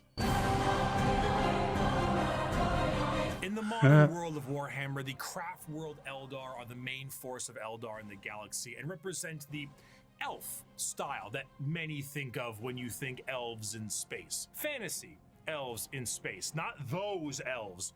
We'll get to them. A Fantasy Craftworld elves is a in space. monumentally large Jeez. starship, the size of a continent, that acts as a form of flotilla. During the highest reaches of hedonism, many Eldar saw the demonic. That's another thing I want to build. I want to know, like, do you know how much resources it takes to build an item that's the size of a continent? So, I don't know, man. Like, each planet is only worth them. You could build like 5 of these per planet and per Earth. Let's just use per Earth. You can only build 5 of these per Earth before you stripped it. So, like, how much of these could exist? How many planets do you have to harvest? How many planets exist? I mean, the whole economy centered around building things this massive has also piqued my interest too. So if there's any material like that, I would like to know about it. That's a cool concept. Writing on the wall and began to try and seek asylum from their own debauchery. Those Eldar left on monumental craft worlds into the far reaches of the galaxy and saved themselves from Slaanesh's awakening. The main thing the Craftworld Eldar seek is to temper their minds and bodies in a way that will never allow them to slide back into their old ways. The representation they carry is that of a more feudal Japanese motif. Eldar follow paths as they age, the path of the warrior, the seer, the poet, the diplomat, the bone singer, and so on. These paths are a strict code of conduct to hone the heightened Eldar psychology down a school of thought and action. And if it sounds a hell of a lot like Bushido, well, you're damn right. Here's a medal and a soul stone. Don't lose it, or an eternity of torment awaits you. Going through these paths will allow you to take up not just a role in Eldar society, but keep your mind clear from the past worries that plagued them. Every Eldar is said to be a psyker. Was it 6 paths? Imagine like the 6 paths of pain. I think I'm onto something with it. I think I know this, and I didn't know that I know this. However, very few of them actually use. Your incompetence is showing. An excerpt from the servant. I'm sorry, bro. I don't even know how I did that. Where did I go? That's stupid. I was trying to hit something. I'm sorry about that. I wonder if there's anything I could do. 5425 is to join the aspect warriors and embody the wrath of Cain, their god. Generations. These paths, when completed, allow an Eldar to move to the next one, then the next one. However, stored here, often larger structures may contain vast amounts of soul stones, such as the allow them to slide back into their old ways. The representation they carry is that of a more feudal Japanese motif. Eldar follow paths as they age, the path of the warrior, the seer, the poet, the diplomat, the bone singer, and so on. These paths are a strict code of conduct to hone the heightened Eldar psychology down a school of thought and action. And if it sounds a hell of a lot like Bushido, well, you're damn right. Here's a medal and a soul stone. Don't lose it, or an eternity of torment awaits you. Going through these paths will allow you to take up not just a role in Eldar society, but keep your mind clear from the past worries that plagued them. Every Eldar is said to be a psyker. However, very few of them actually utilize their psychic powers for fear of tempting she who thirsts. A large amount of emphasis is also put on ancestors of the Eldar and learning from them the farther you go down a path. This can sometimes be seen by the large variety of jewels adoring the armor of Eldar. Those are called soul stones, the biggest middle finger to Slaanesh they can think of. See, when an Eldar dies, these stones act as a backup, and instead of their souls going to Slaanesh, they are then trapped and stored in this little stone. So when the Eldar say they commune with their ancestors, they mean so very literally, as the spirit and soul of generations before them are stored here. Often larger structures may contain vast amounts of soul stone, such as the Infinity Circle in the Craftworld itself, allowing the souls of the dead to help power their enormous starship. The young do not desire the discipline of the path, but rather their curiosity drives them to try every fruit from the tree. Thus, it is that so many take the path of wandering or the path of damnation in their first years of adulthood. And so the great tragedy of our kind is played out again and again as the number of our people shrink from generation to generation. These paths, when completed, allow an Eldar to move to the next one, then the next one. However, since this is the grim darkness of the world, many of these paths rely on combat. The Eldar actually had gods at one point: Cain, Vol, Isha, what happened to their gods? Asaryan, and so on. These gods are aspects of the Eldar pantheon, and while many were killed in Slaanesh creation, their teachings live on. For some, their gods were killed in the creation? Their gods? To join the Aspect Warriors and embody the wrath of Cain, their god of war. While guardians of the Eldar craft worlds are more akin to a trained militia, the Aspect Warriors embody a particular variant of the path. Each are led by a Phoenix Lord, I'm writing that name down. Passed down from generations and embodying the souls of prior Phoenix Lords with each new one. The Howling Banshees, led by Jane Zar, Fugin and his Fire Dragons, Baharoth and his Swooping Hawks, or Malgan Ra and his Dark Reapers. Each Aspect Shrine carries with it the Eldar way of war. Fast, hard-hitting, and incredibly tricksy, for they do not have the numbers to fight in any other way. The Craftworld Eldar show how mangled an empire can be by their own actions. They once ruled the galaxy in an honest, non-hyperbolic way, but in the end, they were bested by themselves, and their most prominent remnants are forced to drift aimlessly through the galaxy, trying to save their species from extinction and resist the temptations of she who thirsts. But for some, the party, it's just beginning. That's funny. Deep within the webway is the city of Kamara. This dark city once existed as a port in the webway that allowed for ease of transport for the Eldar between its various domains. The significance of this city meant that it needed to be a bit more of a neutral territory outside of the jurisdiction of general Eldar law, and therefore it was allowed to self-govern. This did not go well. The Dark City became the hideaway for all manner of sin. The Eldar race slipped into debauchery on a galactic scale that it birthed a god, and this was the city you went to when that wasn't enough for you. The convenience of being so deep within the webway was that it exists as a blind spot to the horrors of the warp. So while the rest of the Eldar fled the downfall of their species, Kamara kept partying. When Slaanesh was birthed, they were saved the worst of it, thanks to them being nice and neatly tucked away inside the webway. But only somewhat. The Dark Prince did not have a grip around their soul, but the tiniest pinky finger, and they were still pulling. But due to their excess hedonism, they found a solution to this problem. If they tormented others, they could temporarily rejuvenate their souls and continue to cheat their inevitable death by placating the Prince of Pleasure. And if they kept this up on the regular, they could effectively become immortal. Thus, I remember that. That's cool. The Drukhari were born. Unlike the more stoic elves you see in works of fiction, the Drukhari themselves exist as a sort of analog of the more grim and fiendish They gotta elves do this. you They don't find got a in choice. Norse and European mythology.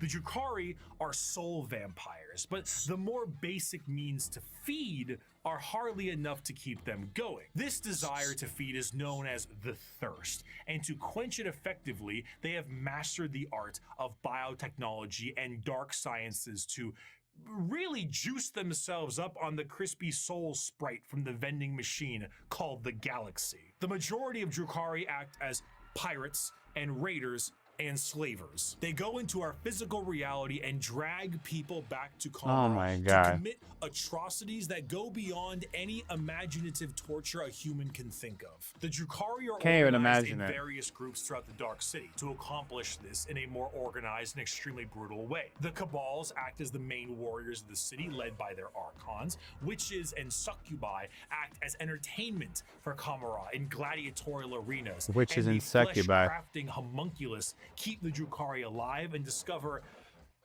ever increasingly more painful ways to torment their ever increasingly large supply of slaves they are brought. The Dark Eldar see the other inhabitants of the galaxy as little more than cattle, livestock that can be brought to bay or slaughtered at any time.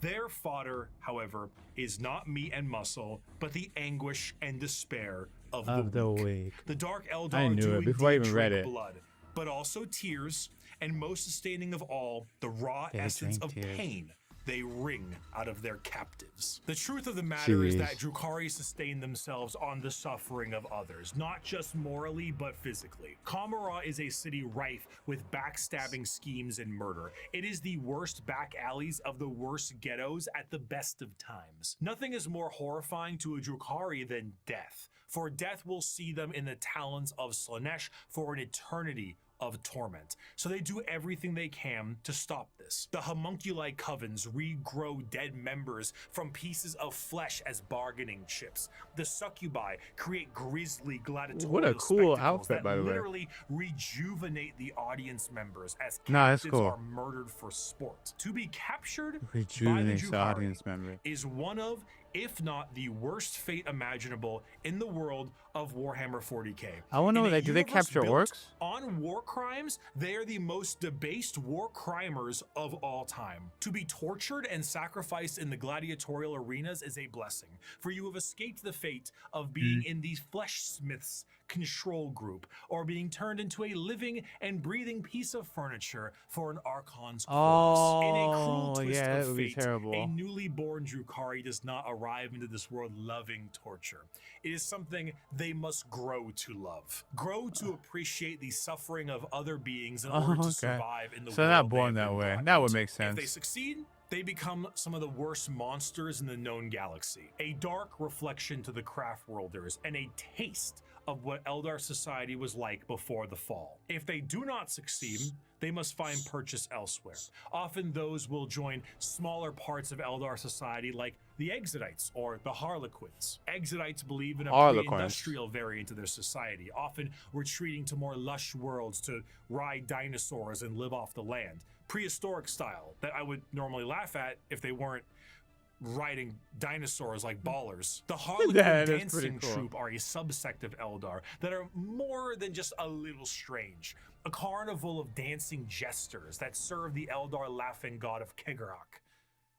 They arrive never when expected and leave just as quickly. Blurs of light carry their footsteps as they dance their foes into a grave. Combat is just as much of a joke as it is a play on bloody murder. They travel and aid many other Eldar and sometimes even humanity for reasons we can never understand. Perhaps one day we would have, were they not stripped of their army book and folded into the Eldari Codex. So I suppose it'll have to stay a mystery, or maybe it was one of Kdrama's master plans to get back at she who thirsts and save their species.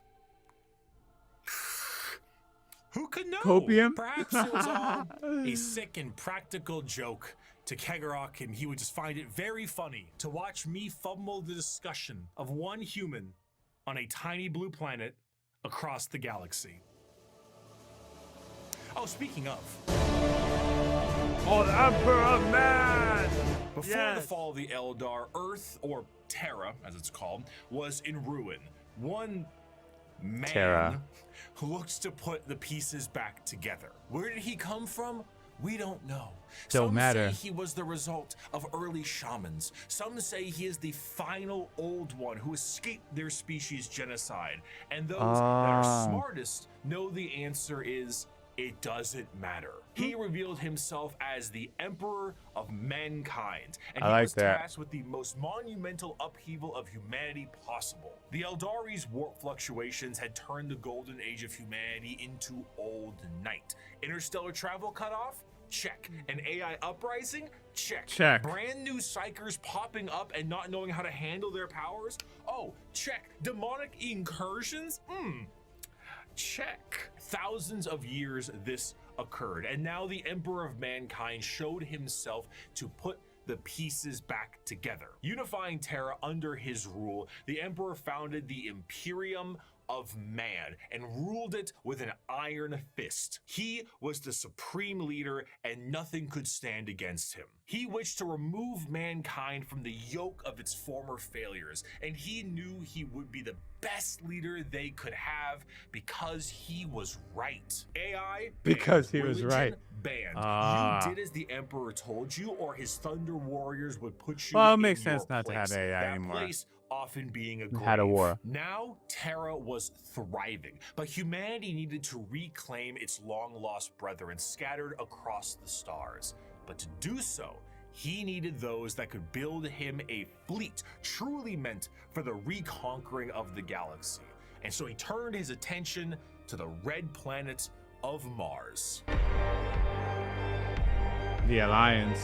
Mars and Terra were close allies long before the Unification Wars. Mars was the first world terraformed by humanity and became what would ultimately be the first hive world, an epicenter for industry and technology. The Age of Strife did not treat the Red Planet kindly, however. Mars was cut off from Terra during this time, and the warp storms that ravaged the planet turned it into an absolute nuclear hellscape. Okay. Those who were on the surface Hence were why it's turned red. into your run-of-the-mill mutant if they even survived the bombings they inflicted on Jeez. themselves, but Jeez. others were lucky enough to escape beneath the red sands in powerful fallout shelters. These became their generational habitats, but this resulted in extreme reliance on technology and those who could use it. They began to view the technology keeping them alive less as a technological advancement There and you more go. of a There you go. divine intervention, with those skilled in it as priests. The Martians began to worship the power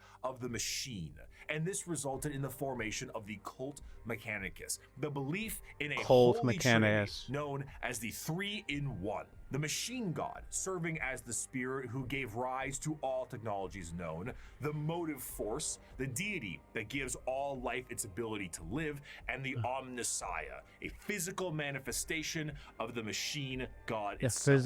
This belief Jesus. began to manifest in them physically as well. What were once humans began to really mess around with the character creator options, and this tech obsession made them view instances of flesh to be weak and spend their lives removing what makes them human and replacing it with mechanical augments. Robotic Crazy. limbs, glowing eyes, Crazy. mechadendrite arms. What was once a mass of flesh now looks like the back of a router, and the oldest members of the Mechanicus no longer even look slightly human. In addition to this, cloaked over all of their mechanical appendages are robes that reflect the color of their homeworld, the red robes of the Mechanicus. The cult That makes Mechanicum, sense. now the Adeptus Mechanicus, create a Adeptus fascinating Mechanicus. combination of That's the word cultures I was looking all for. birthed into one. Basically, techno-zealot monks. Organic life is the machine god's greatest accomplishment within the Organic scope life. of the great work. All praise he who is Three-in-One. By giving us life within an organic shell, he presents us with the means and opportunity to improve upon physicality, as is his divine plan. He grants us complex weakness so we might learn metallic strength and ascend to Complex his level weakness. of Ah. machinic perfection. The That's Emperor's their twist arrival on to it. Mars was very much a walking in with the pizzas while the room is on fire moment, but to the Mechanicum, they saw his arrival as confirmation of their belief. They took How? one look at the glowing golden entity that showed up on their doorstep and were like, that's him. That's the guy right there. And they immediately accepted him The as Jesus. the Omnissiah. Obviously showing up and being called Machine Jesus shortly after wiping out instances of I non-Machine said it. I got the Jesus a little bit reference beforehand before. is an instance of capital H heresy. But the Emperor saw the bigger picture. Were The they bigger strange picture. with how they rubbed unguents on themselves, burned incense, and prayed to machines for them to work? That's so Sure, cool. But that's a lot of production right there. So the Emperor devised the Treaty of Olympus Mons, a unifying agreement between Terra and Mars, and this union would be permanently etched into the aquila of the Imperium as the two-headed eagle. One head for Terra, and the other for Mars.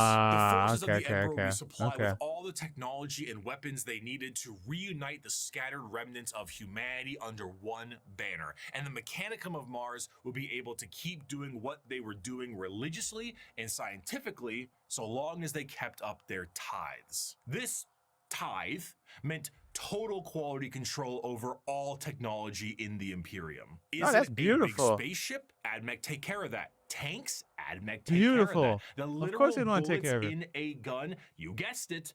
But unlike the factories of today, the forge worlds of Mars and the creations of the Mechanicum are a bit of a different experience altogether. Instead of a factory on a random given world, the entirety of the planet's surface is dedicated to manufacturing. But that's a little tricky, isn't it?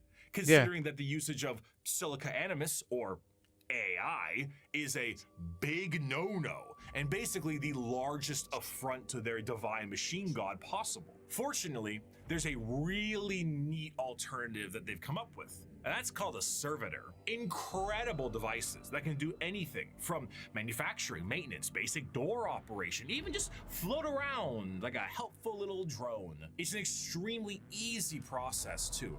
All you need to do is take a human who is dying or preferably an enemy of the state, most likely that one, and lobotomize them, and then reprogram their brains to do exactly what they tell you. They even got little baby versions of them. Yay! So now you can rest easy knowing that the entirety of the Imperium, because they outlaw AI and learning new tech is heresy, is run on lobotomized slaves. Whether they deserve it or not is unimportant, and whether they can still keep their consciousness trapped in their own minds is another thing entirely.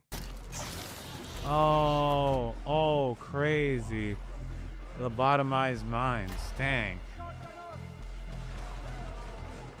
What game is that? Your incompetence is showing. An excerpt from the Servitor Creation Factories. I haven't paused in a while, man. But that last part, woo! They use human brains in place of AI. So Mars is also not allowed to use AI. Okay. Naked That's human crazy. beings were standing in a switch-packed line between high fences. The Manufactorum produced servitors, but it was more akin to an abattoir than a workshop. Every surface was easily cleanable. Servitors with spray units surgically attached to their backs prowled about, hosing filth from slit drains set into the perfectly smooth, slanted floors. As the line slowly advanced, the people were passed through various scanning devices, most of them mounted in ugly, functional arches that let out a constant series of acceptance chimes. Occasionally, one would let out an angry blare, and the indicator lumens would flash red. The rejected person was then swallowed up by a trapdoor opening beneath their feet. From these pits wafted a hideous stench and the grinding sounds of industrial mincers. One rejected man grabbed onto the lip and hung there, arms and hands bloodied, shouting a stream of defiant profanities. Guards lined the grating either side of him and shocked him until he fell. The adepts wouldn't even waste bullets on these people. The trapdoor flipped up, and the next terrified person was ushered forward. Violent metal arms snatched them up and spread-eagled them in the air. This is a terrible planet. Servitor shearer shaved them all over. At another, they were subjected to a high-pressure counter-septic wash whose chemical stink made me choke from 100 feet away. More scanners, more rejects winnowed out. Machines forcibly dressed them in a heavy rubberized garment common to all monotask servitors. These were saggy on them, all one size, until another process force-shrank them to fit their bodies, where metal cuffs, sockets, and collars bit into vulnerable flesh. The last few prayers gave way to screams at that point, and even the most stoic shouted in pain. They were ushered over a floor buzzing with power that made them shriek with every footstep. "What's that for?" I asked. "Follicular inhibitor. To stop their hair from growing," he said. So Freaking zapping sweet, them. Lois. As for their scientific pursuits, the Mechanicum believe in the preservation of knowledge above all and the quest to expand it. However, as opposed to just innovating and inventing on their own with their vast technological know-how, they believe that it is a form of tech-heresy. You see, because of their religious viewpoints on technology itself, they believe that the instruction booklet itself is just as holy as the Lego set it builds, and to innovate on that without the proper written knowledge is to go against the divine word of the machine god itself. All knowledge is already in the universe. You simply need to rediscovering it and attempting to invent something to improve upon divinity is very heretical. Prior to the Age of Strife, humanity was able to populate the stars with devices known as standard template constructs, or STCs. These devices were, as far as we know, supercomputers with the ability to pull up and detail how to create literally anything a startup colony would need. Essentially, they were devices with the entirety of human technological know-how so that you could make a home away from home. The Mechanicum will not make anything without an STC. Quite literally nothing, because this is the knowledge they seek, and that knowledge is divine.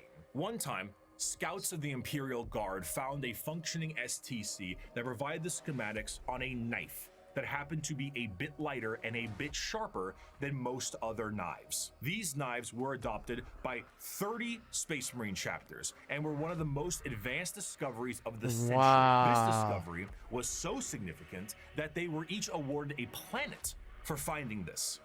A planet for a machine that taught them how to make knives. Due to their religious organization, you can probably guess the Mechanicum are organized in a feudal structure with the highest individuals in power being a part of the priesthood. Cream of the crop being the fabricator general of Mars itself, who serves as a high lord of Terra, but also oversees the entirety of the Mechanicum below. Below them are tech priests. So they can only achieve the technologies that they already created that was lost, and they have to find tend to operate slightly more the independently, CTs. but can cause some power struggles within the Mechanicum, because, you know, despite them all being weird robots, they love being given praise. And despite being the manufacturing end of the Imperium, they do actually have their own military forces. They have the Skitarii Private Army and all their various 1920s Martian-style mechanisms like Doom Crawlers, Castellan robots, and of course, the Titan Legions. Because nothing is cooler than a robot that towers over buildings. Ultimately, their very dogmatic view on technology as a whole has resulted in any innovation becoming absent, thus causing the Imperium to stagnate as a whole. The lack of ambition to create anything new and the wholesale murder of anyone who even tries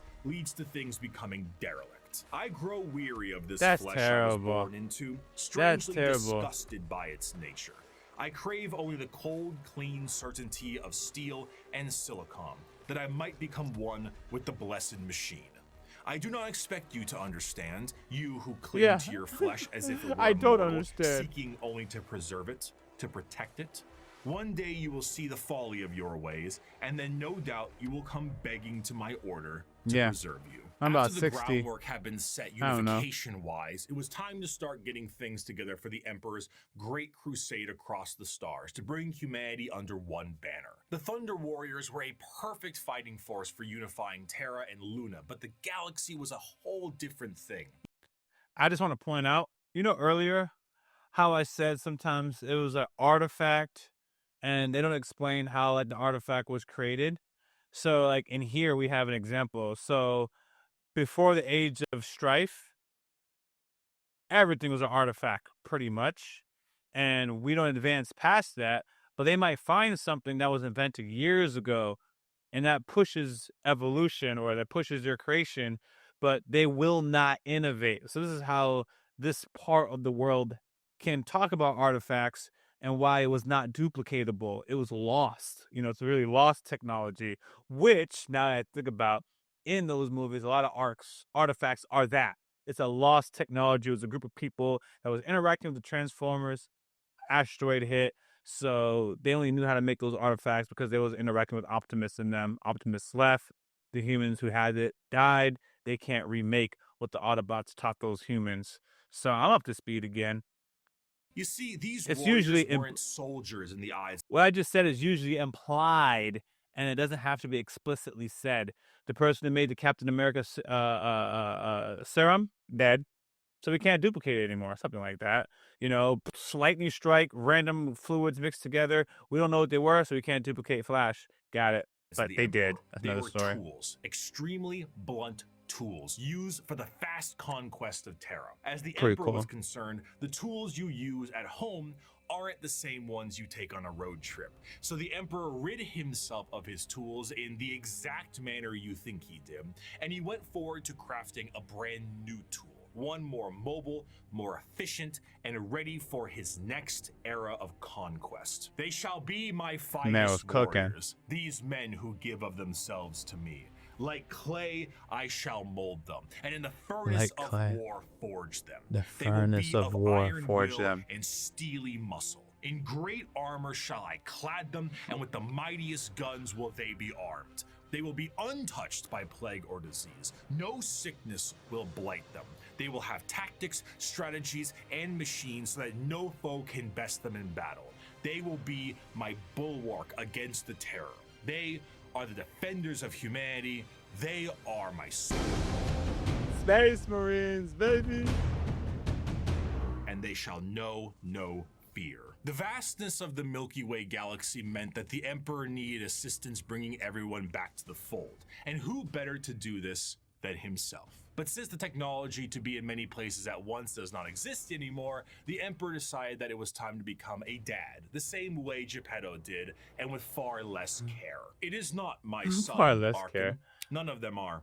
They are warlords, generals, tools bred to serve a purpose, just as legions were bred to serve a purpose. That's his sons? The Primarch project was started to create charismatic and unique leaders in the Imperial military. The diversity of these eventual leaders meant that each one could be specialized for certain circumstances across the galaxy. Depending on the type of conflict, one leader might be better than the other. So instead of forcing one leader to acclimate to a situation directly, it would be better to send a specialized leader and force to handle it. In order to do this, that makes sense. The Emperor used his genetic know-how and maybe a little bit of that forbidden stuff to create these genetically perfect gene fathers that had the ability to serve as his analog directly, and also serve as the leaders of the respective Space Marine legions. All 18, that's right, all 19 of his sons were meant to be directly molded by the Emperor himself, despite their genetic differences. And they go as follows in order: Lionel Johnson, Fulgrim, Percheramo, Jagatai Khan, Lehman Russ, Rogel Dorn, Conrad Kurz, Sanguinius, Ferris Manus, Engron, Robute Gilliman, Mortarion, Magnus the Red, Horus Lupercal, Lorgar Aurelian, Vulcan, Corvus Corax, and Alfarius and Omegon. His sons, Alfarius and Omegon, crafted to be the warriors he needed them to be. What a name. Complete. But he may have decided to do a bit of dabbling with things he shouldn't have, and paid a price. Before the Primarchs were ready to go, an intervention by the gods of chaos prevented his plan from being completed as intended. Though the sources vary, the ultimate result of the Chaos God intervention was that all of the Emperor's tools were scattered throughout the galaxy at unknown places and times. Each one of his sons ended up in a completely different world, and instead of being able to directly influence their upbringing, these children were instead forced to experience the unique nature of their respective homeworlds. Some had a great time and lived in general luxury. Others, not so much. Despite his closest advisor, Malkador the Sigillite, saying, "All right, Chief, let's try this one again," the Emperor sensed each of his sons were still very much alive. And one of the primary objectives of the Great Crusade shifted to reclaiming each of his sons so they could take command of their specific Space Marine legions and carry out. So he should have remade these them. Original Space Marine legions that were created alongside their Primarchs go in order: the Dark Angels, Emperor's Children, Iron Warriors, White Scars, Space Wolves, Imperial Fists, Night Lords, Blood Angels, Iron Hands, his favorite's the Night Lords. Death Guard, Thousand Sons, Luna Wolves, Death Guard is much like a Sons of Horus, the Word Bearers, Salamanders, Raven Guard, and the Alpha Legion. Space Marines, unlike their gene fathers, the Primarchs, are not made in a vat. There is a process to recruit more members from humanity itself, which seems a bit strange considering how massive a Space Marine is compared to a normal man, but don't forget, the Emperor is really good with genetics. Let's go with anesthetic, however. These prospects are recruited across humanity from various reasons and methods, and are generally killed during that process. But sometimes they aren't, and they are able to go through more and more of the actual training to assess certain traits that are important and relevant to being a Space Marine. Most of the time, the common factor is a pure, unrelenting willingness to kill the enemies of the Imperium. After going through psychological screening, the prospect, now called a neophyte, goes under the knife to become a Space Marine.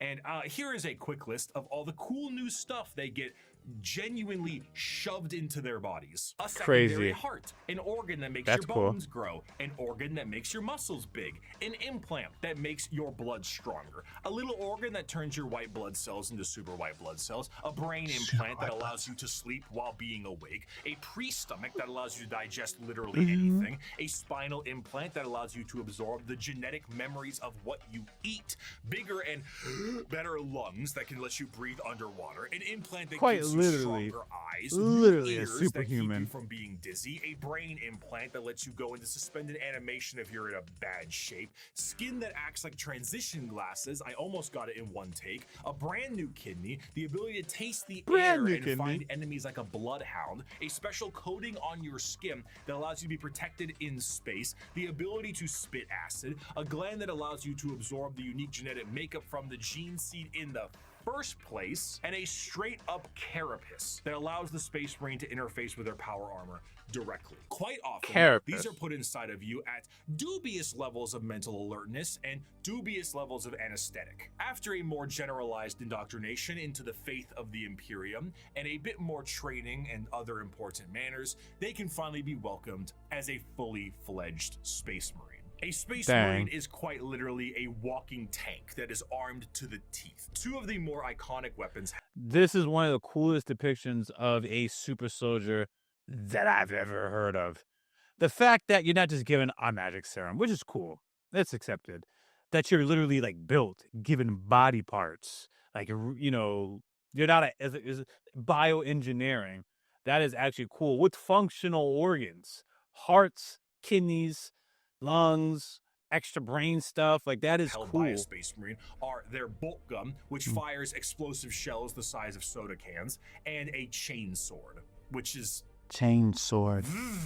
The Space Marine is clad in a colorful carapace known as power armor, crafted from extremely heavy and durable ceramite. The power armor of a Space Marine protects him from any terrors he may face, be it the void of space itself to an inhospitable atmosphere. This armor, combined almost biologically with an already massive physique, makes the Space Marine an almost unstoppable fighting force. And hell, if the armor doesn't protect them enough, they can always become a walking coffin like the dreadnoughts of the chapters are. What truly adds to it all, however, is the sheer difference in some of them. While a Space Marine in its own right is an indoctrinated freight train on legs, how they act can be quite different from chapter to chapter. The gene seed of a Primarch is not just helping them become big and strong, but allows them to gain certain traits from their forefathers. Everything from how they think to even slightly adjusting their physical appearance once it's been implanted, the gene seed can be the personality of an entire Space Marine. Take the Salamanders, for example. Salamanders have a predisposition to fire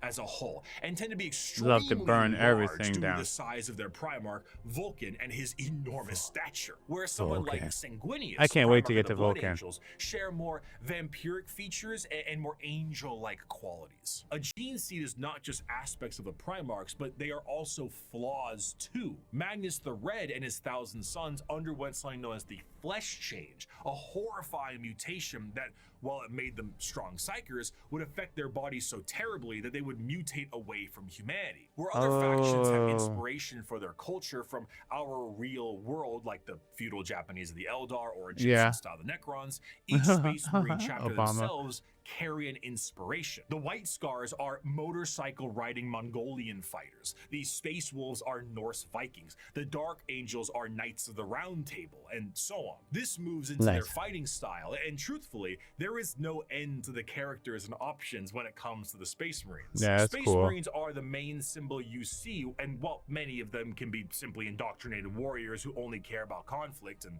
can be quite boring, then you meet Dante. or Bjorn, or Argel Tal, or Karn, or Lucius, or Jeez. Erebus. And then you Jeez. discover the wealth of these characters and tools of war you can have. For 1100 wealth of character years, and I have tools of fought warrior. and I've seen the darkness in our galaxy. I have seen the vileness of the alien and the heresy The of the mutant. vileness. I have witnessed the Jeez. sin of possession. I love the and I've vocabulary. seen all the evil that the galaxy harbors, and I've slain all whose presence defiles the Emperor. I have seen what you will see. I have fought what you must fight, and I have slain what you must slay. So fear not and be proud, for we are the sons of Sanguinius, the protectors, of mankind. We are indeed the angels of death. Despite being the poster Though I love the orcs very much, you just can't help but not get hype when people talk about the defenders, the protectors, the angels of mankind. I guess a human, that's just always hype, man. children I love for that. Warhammer 40k as a whole, the presence of a Space Marine is a rare sight for the countless trillions of humans across the galaxy. Seeing one of these monstrosities is like seeing something akin to an angel sent by the Emperor himself. These angels of death are the essential Angels of fighting death. force to bring humanity back under the unified banner of the Imperium. Yet ultimately, the Space Marines are individuals torn from their families and conscripted to genetic modification and lifelong service for the dying Imperium. And though they are held in an almost holy light, most believe they are above and beyond the people they are designed to serve. Once designed as the protectors of humanity, they seldom view humanity as something worth saving. To the extent that it is a tiny, minute rarity, though not unheard of, for a Space Marine to put a normal citizen above them in any way. They shouldn't, For to be most honest Space with you. Marines and even their You know how much Primarchs, they are only effort here goes to into do a making them? job. They are there to kill the enemies of humanity. Yep. And I would be remiss if I didn't add at least one more of my favorite quotes to the tail end of this section. "The time for speeches is done," said Rogel Dorn. "The first great test is here. My order to you all is simple, yet heed it well, and exert yourselves to see it done. They are coming. Kill them all." While the Space Marines are the spearhead of the Imperium's Great Crusade and also a major player in its warfare, there is a significant amount of importance that must be taken on their transport. What sci-fi universe would be complete without its navy? When you think of the navy or ships on the open sea, you think of something that is sleek, something mobile, and something pretty big. For perspective, the longest self-propelled ship in history was the TTC-Wise Giant, an oil tanker that was about 458 meters long or over about 1,500 feet. This right here is child's play in the world of 40k ships. That's what I was talking about earlier. A ship that is considered to be an escort vessel in the Imperium is about 3 times the size of a Sea-Wise Giant, and the size of the ships only go up from there. Your most common ships are the cruisers. The light cruiser tends to average at about 2 kilometers long, or just over a mile in length, where the Dictator class cruisers can be over 3 kilometers or 2 miles in length. The largest ships are your battleships, and they are tremendous. We're talking 5-mile long, half a mile high monstrosities that look like gigantic Gothic cathedrals and filled to the brim with weaponry. And not only are they filled with weapons, but they are also jam-packed with crewmen. Battleships tend to, on average, carry a crew between several thousand to several million, and they need every single one of those members because we don't have advanced technology for other things to pilot themselves or control themselves in a meaningful way because there's no AI. A lot of this stuff has to be done manually. Even the reloading of those giant batteries is a form of manual labor. And, of course, generally speaking, gliding through the stars is a very slow way to do things. And let's be honest, there can't be a science fiction setting without some form of hyperspace travel. This form of travel in 40k is less like going to Plaid in Spaceballs. And it's crazy how manual everything is and how the sheer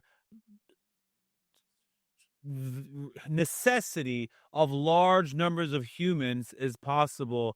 The humans basically are like, I don't want to say like viruses, but they just have to overwhelm many things with just sheer numbers. And there's almost a lot of humans. I almost sound like a villain. When I hear about, it's weird. When I hear about I love AI. I love it. I have surrendered myself to the machines So maybe I'll find my race here if I leave the orcs or if I like other races. Because I don't want to turn my body into a machine. Everything is too extreme here. Why can't you just like machines but not turn your body into a machine? I digress. Forgot what I was saying. Oh, I hear that they use AI so little and they have so much humans. I'm like, it's too much. You guys have so much humans, like insects, like little vermin. I see why some of the races are trying to body the humans. Literally too much in this More world. like going into Davy Jones' zipper dimension in SpongeBob. Oh, now what? I suppose you're gonna show me. Oh, gee, that's very nice. Oh, what is this? Some kind of magic? In the world of Warhammer, it's too much like that. Oh my god. I wasn't expecting that. This is because it utilizes the immaterial warp to do so. Warp Yeah. travel is handled by a navigator, which is an abhuman. It's a mutated human, don't worry about it. And they have a gene that gives them a third eye and the ability to help steer the ship through the warp, which, as we know, is hell itself and unreality. Now, this might sound exceptionally dangerous, and that's because it is. Now, the ship does have protection in the form of a Geller field, though. Originally, I assumed the Geller field is what you think it is, a large force field stopping all manner of horrible things, like demons from the warp tearing apart your ship. How wrong I was. Is that how it looked for real? Space travel through the warp basically involves riding on the Sea of Souls. Hell is real and you can surf on it. So you allow the current to carry you and the navigator to direct. But how can a current of souls and unreality carry you when it doesn't obey the laws of physics, time, or, again, reality? What a Geller field is not a force field, but a comatose Imperial psyker dreaming of reality. It is not a bubble. It is a force of reality being projected by mutant sleeping beauty to counteract the unreality of the warp that makes sense. You can then surf on. This, of course, is not a foolproof method of travel, and Geller fields can and do collapse fairly regularly. Being subjected to the warp itself without this Geller field is a terrifying prospect. In the best case scenario, your ship will be torn to shreds. But there are countless instances of ships being thrown out of the warp randomly throughout time itself. You leave for a 2-day mission and you come back 90 years in the past. Maybe you feel like you're lost in the warp for a century and it's only been 45 minutes. And that is only if the waves of souls don't rip your ship apart or have demons arrive on it to do unspeakable things to the crew. The Imperial Navy... What about the Primarchs? I'm always worried about the Primarchs when they're in these warps. Like, are they... What happens if... Has this happened to them? Do they have more protection because of the Primarch on the ship? I'm very curious of that. Is an astronomically powerful force for the Imperium because the sheer volume of ships and guns on those ships create firepower that can sunder planets. This is all juxtaposed with the sheer backwater nature of these ships. While they are manned by crews of zealots, they are also operated with such a backwater tech, it completely confuses the reader. You see the long batteries of portside cannons that the ship has, and remember that AI is heresy in this world and that all the mechanics are utilized by lobotomized slaves. So how do they load these? Well, they have gun gangs, massive gangs of hundreds of people manually loading these cannons. These are genuine gun loader gangs that get into gang wars and squabbles. On the ship's bridge, you may find the captain himself hardwired directly into the ship's chair permanently to control it the best they can. Giant screens of hololith data fill the room, and sensors across the ship are just as likely to tell you information as a serf running up to you with a scroll of parchment is. You reach to a microphone to shout orders down a hallway as paper readouts tell you information of the enemy, and holy sigils and candlelit incense burners gleam your next move. While the is not these ships are so backwards. While they have vast abilities to teleport or use space travel, it's because magic allows them, but the humans themselves are not actually that advanced.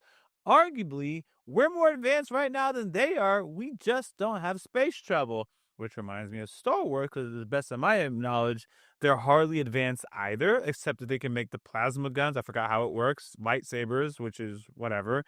We can't duplicate that in our world. And they have space travel. And they have shields. Like their computers are, backwards.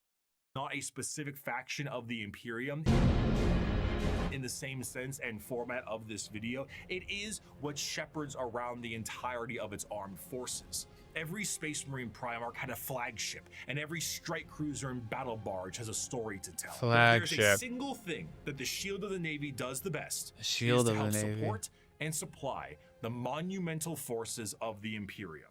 The hammer of the Emperor himself, the uncountable men and women of the Imperial Guard. I don't care if these things have adapted to resist our las guns. If we can't kill them with our rifles, then we'll kill them with heavy bolters. And if we can't kill them with heavy weapons, we'll use grenades. And if grenades don't work, then we'll fight them with our swords and our knives and our bare hands. We'll drown them in our blood. That's what it means to be a soldier of the Imperial Guard. Now follow me.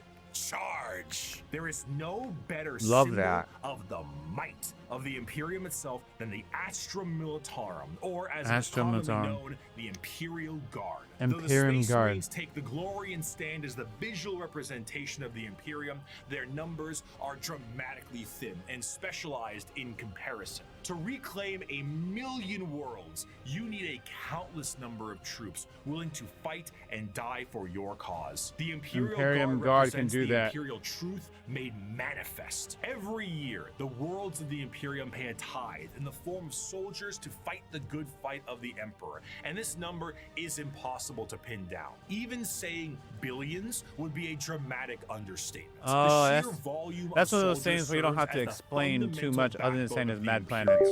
99.9% of battles fought by the Imperium are fought by the sundering might of the Imperial Guard. With the knowledge that the Space Marines are essentially sentient tanks, what do the members of the Imperial Guard have? If they're the might of the Emperor himself, they not suited up in a similar way? Nope. No. Can't afford it. Not really. No fancy suits, no biological enhancements, and basically no expectation to live. Once a regiment of Guard are activated, they are sent directly into battle with almost no expectations that they will survive. This is because, despite their training, their incredibly powerful armor, and extremely strong weapons that would crush any army of the modern day, they are so hopelessly outmatched to the things they will face. Sending a member of the Guard is throwing a rock at a nuclear bomb. However, where they lack in advancement, they make up for in numbers. And That's their hilarious. overwhelming force can be the difference maker in any deployment they I face. love it. Quantity is a quality all its own. Yes, If they that do reminds me of my happen to homies in survive, Russia. They will be sent to the next battle, and so on. Seldom do members of the Astra Militarum get old or retire, and those They that die do young. are truly to be feared. There's an old saying that the average lifespan of a guardsman is about 15 hours from deployment, and considering the sheer number of guardsmen out there in any given battle, that number is probably accurate. When several million of your pool of guardsmen die within the first few hours of combat because the orcs threw a moon at you, it can really screw the numbers. The soldiers of the Guard are conscripted and trained on an incredible number of overwhelming odds. Imperium, and these worlds can impact their training and their combat style directly. The most famous visually are the Cadian shock troops. Aww. But other notable Guard factions include the gas mask clad Death Corps of Krieg, the Rambo Death Corps of Krieg, I know those guys now. And the Iron-Willed Mordian Iron Guard. This also helps them specialize against individual types of enemies. The Indigan... Man, they made it so cool for humans, just a whole wave. And I love how the description was simple. You send 1 million of, you get billions of these. You have to send 1 billion. Because 100 million of them just get wiped out by a moon, and it's just okay. 15 hours is the average lifespan? It's just... That's cool, man. Prefects are a special Guard regiment that came from a planet whose planetary governor, the leader of the planet, thought it was fun to collect exotic animals, which then crossbreed and then became the giant freight train-sized monsters destroying the planet. So the Indigan prefects are specialized for big monsters. Hello, Tyranids. One particularly interesting Tyranids. officer in the Guard is the enforcement officer known as the Commissar, and they are one of the more visually striking members of a regiment. These are specialized Imperial officers and act as morale officers. Morale but instead of officers. singing songs to the troops and providing hot meals, the Commissars are there to make sure that the members of the regiment continue to fight to the bitter end. If a soldier does not meet the standards of the Commissar, the solution is simple. Death. There are trillions of other soldiers out there. We don't really need you. Combat fatigue? Headshot. Concerns about the conflict? Headshot. Dead. Fleeing the battlefield? Dead. You bet that's a headshot. Headshot. Considering that these officers tend to be outside of their regiment, feelings on them can be mixed. And Outside the in fairness, regiment. certain commissars, like the esteemed Ibram Gaunt or Caiaphas Cain, tend to do a bit better with the whole people talking part. Because if, say, you were trying to tell a beefed up Catachan jungle fighter what to do, you might take a mysterious leave of absence inside a carnivorous plant. But no matter what I say, I don't think I can truly convey the sheer might of the Imperial Guard, so I'm gonna get a visual aid. Let's take a look at this image right here, right? Yeah. This is the cover of the 9th edition Codex That's for the so Astra cool. Militarum. The official cover art. Your The eyes may official be cover. drawn to the dark and brutal looks of some of the main members on the front and the Yeah. gigantic orc they are attacking. But Yes. zoom out a little bit. There is no floor.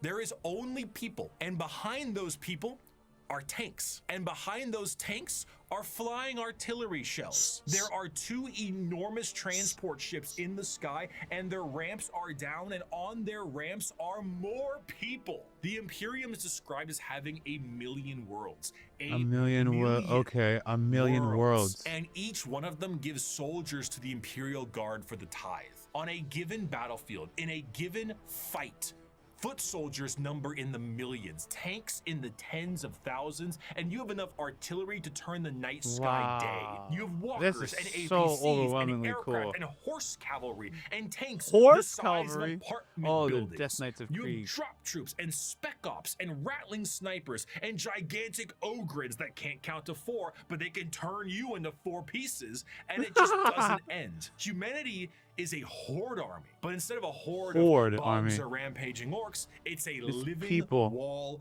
of guns. At the end of the day, though he's been ferried through hell on a ship that's 10,000 years old to some godforsaken war-torn rock, though he deployed from high orbit with nothing but a grav chute, though he Shout out is to my one boy of Korn. 10 million men and women snatched from his homeworld to And fight a Gurgle. war he barely understands. With the Though he has decay been and given war. a weapon that fires small suns and may Fires annihilate small him as suns. he fires, because the knowledge of how it functions has been lost, though his company is supported by tractor What? tanks that run on anything you can burn, though he wages war against the devouring hive mind, ravenous demons and hordes of hyper-advanced aliens with strange technologies and sorceries he never dreamed existed.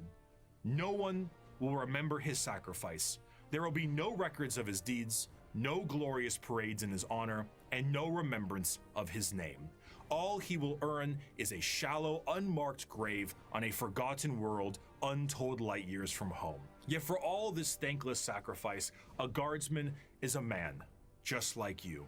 He has no millennia-old genetic engineering, no prophetic Nothing. leader, no miracles of faith. He has his lasgun, his orders, and those beside him. He is the Imperial Guard, and he will hold the line. Hold the line. In the end, the Astra Shout out Militarum, to them. despite fighting for the honor of the Imperium, are their own form of a massive horde army where individuality does not matter. They are merely numbers to the Imperium, and the vast majority of the conflicts they are sent to are attrition-based battles that gain virtually no ground while countless millions die. Yet this makes them the most human. For the Imperial Guard contains normal people, people who are happy and sad, people who laugh and love, and in there are stories, because there is strength in facing the horrors of the universe head on with nothing but a rifle in your hands and a prayer on your lips. Armed with an innumerable amount of Imperial soldiers and Space Marines, the Navy begins its great crusade into the stars to rescue the stranded Primarchs and reunite them to their legions. But the biggest question needed to be asked was, what would they find? The Age of Strife lasted for thousands of years. If a civilization was still alive out there in the galaxy, what would they be like? The technological advancements of humanity prior to and during the Dark Age technology was unfathomable. It allowed them to spread through the galaxy with ease and allowed them to settle once inhospitable planets. These branches of humanity were provided with the vast knowledge of human creations and were given gigantic machines to make arduous labor and ease. The spreading of these massive colony ships was known as the Long March, and these ships would be retrofitted into settlements upon arrival to their new homes. Accompanying them were the gigantic pieces of farm equipment that served multiple purposes and the specialized pilots that could maintain them. They were not only able to tend the fields and do labor, but when interstellar communication was cut off, they also did a great job of protecting the colonists against both threats demonic and alien. Because of the significance of these machines, those that could pilot them were powerful enough to be considered leaders, and the upkeep and preservation of the machines and the lineage of those who could pilot them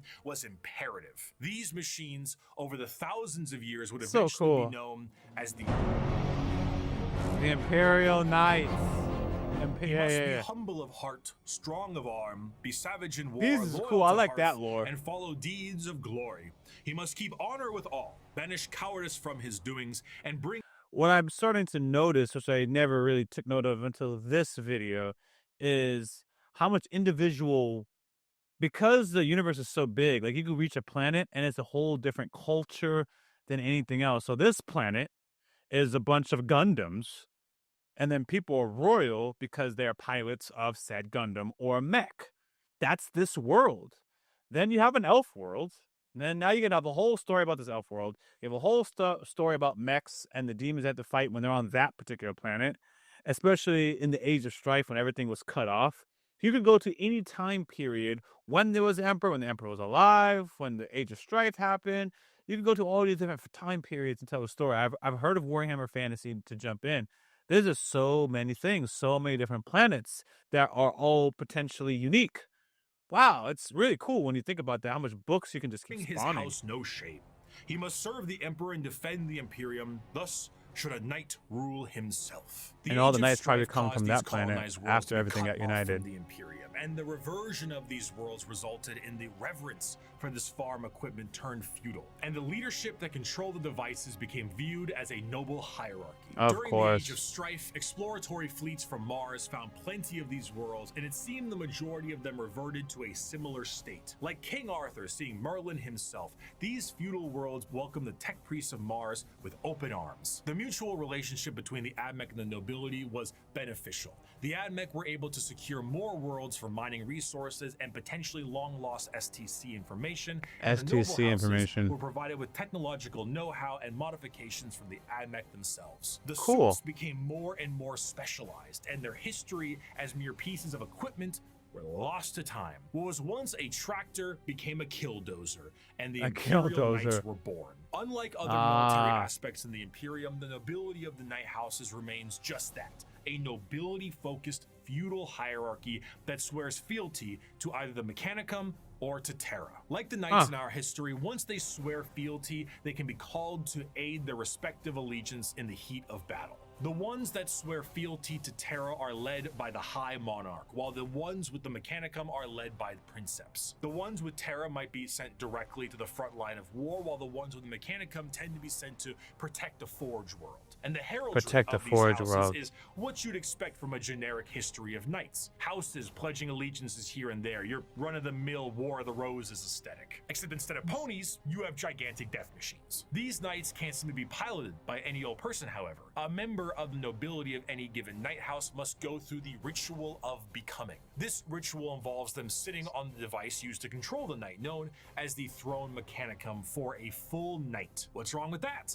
I mean, sitting in a chair for a full evening sounds pretty great right about now. Oh no, use chaos energy? Cannot drive a knight. They can, but it moves about as effective as Ripley from Aliens 2, big, lifter thing. It is, in a sense, a beast that must be controlled, and a pilot must merge with it. The mind of the noble is connected to the machine and must fight with the mental signatures and personalities of the prior pilots as well. Everything a knight experiences in battle is felt by the pilot themselves, be it the general movement in the battlefield or damage sustained by the machine itself. If a knight's leg is blown off in battle, the pilot could experience a broken bone in the same spot. The merging to the machine forever changes the mentality of the noble noble that experiences it. This connection reinforces a strong degree of nobility and honor in the pilot, and a desire to fight for the glory of their house until the bitter end, as their ancestors' minds are linked directly to the knight. The size of these knights can vary, but generally speaking, they stand in the ballpark of 30 to 50 feet tall and are protected by a thick adamantium armor. Beyond that, they have their own unique ion shield generators that give them added protection. And when it comes to their looks, the most common pattern across the Imperium is the Questoris pattern, and is honestly the one you're probably thinking about right now. But there are also smaller versions like armatures and bigger ones known as the Dominus. As for a loadout, these guys are essentially a violent Mr. Potato Head. Battle cannons, Gatling cannons, heavy flamers, thermal cannons, up close and personal. How about a gigantic chainsword or a straight up more chainswords? For that empty spot up top, screw it. More autocannons. Maybe add some missiles. Whatever you can do to make it as over the top as possible, you gotta do it. A squire serves a knight serves a lord serves a baron, and a baron serves... I love that, you know, not anyone could do it. So the nobility almost earns it. Not anyone could pilot these things. And then the connection that you have because your ancestors. I guess when one falls, like if someone dies in battle, and I guess you could salvage enough of it, right? You just fix it and you get new soldiers, or, you know, another member from that family. It's cool. Serves a monarch. So who does the monarch serve? He serves every subject, from the rudest serf to the members of the court. Chivalric fealty, when ideally practiced, is not a pyramid, but a circle. Ironically, on the surface, night worlds themselves are one of the least grim, dark settings in the galaxy. Reverting to an ancient time with knights and peasants is almost an escapism from the techno-hell of the modern Imperium. But this, of course, doesn't make it great for everyone. It sounds fun on paper to play a game of knights, but it's not so fun when you're the peasant of that world. For the knights themselves, the knights give their entire lives to the throne Mechanicum, and their reality is not their own, as they have to hear the voices of thousands of generations of their ancestors controlling their actions and their lives for as long as they live. It's a strange dichotomy. When it comes to Warhammer, most to all jobs tend to be terrible. However, if there was one that could be considered enjoyable, it would be the pilot of a knight, or a princeps of their larger cousins. While it does contain an egregious amount of hardship to be a knight pilot, you do enjoy a wealth of privilege. A knight pilot is often an asshole who can back it up. The rich noble that, despite his braggadocious behavior, is still very much him, and he will continue to be him. But knights are not the only thing that the Imperium found lost in the stars during their Great Crusade. Due to the circumstances of the Age of Strife, humans were changing and adapting to their new homes they were now isolated. In various ways. Some of these humans evolved over thousands of years to adapt to these areas, and they were known as abhumans. Many abhumans found their way into the Imperial Guard or other lesser positions in the Imperium if they were not wiped out immediately for being too different from their human counterparts. But their abilities and appearance vary from planet to planet, and one particular group of abhumans have made quite a name for themselves in the center of the galaxy. AKA the kin. The origins of I have a hard time reading that letter. Start at some point during the Dark Age technology, where their ancestors left a planet that is very much Terra and went to the galactic core to mine it of its resources. They brought along with them everything that they would need for a long-term stay, most important of which were the incredible AI-based supercomputers, be it guidance, technical or philosophical, schematics, or the ability to upload the memories of a deceased explorer to gather information from them. These computers became an essential part of their everyday life, especially considering that the galactic core is one of the most inhospitable places in the galaxy. It is an exceptionally star-dense location, full of abnormalities, black holes, and sentient hostile nebula. Whatever that last part means, it is not a safe and easy place to make a living, and this only got worse thanks to the warp storms during the Age of Strife. In order to adapt to this area, these travelers perfected a genetic makeup that made their future clones to be more adept to the area. These future clones would be shorter and more robust than their ancestors, and the need to procreate would be unnecessary because why risk messing up a good employee when you can just make a new one? These would be known as the squats, and they would all die, except for when they didn't. And now they are known by a different name. Most voice-bearing races have at least one cautionary tale of foolish explorers vanishing amidst its blazing stellar nurseries and strange anomalies. Yet for the Leagues of Votann, the galactic core has been home now for millennia. These squat humanoids would begin to establish themselves in the They're core, and their squatters. goals would be the same as their ancestors. Rock and stone! But like, actually kinda, yeah. Whenever one of them would die, they would know that that sucker would need to be uploaded to the machines like their forefathers did. But the original purpose of these machines was lost to time. What was once a technical resource for them turned into a ritual known as joining the ancestors. And the fact that they were clones at this point meant that the same copy of the same individual would be uploaded countlessly. The sheer overuse of these computers and the repeated uploading of redundant data has turned these once powerful supercomputers into your parents' computer after you installed LimeWire on it, and whose 50 Google Chrome tabs definitely contain information they will return to one day. So much corruption that's just like that me these for real. computers began to develop the makings of a personality of their own.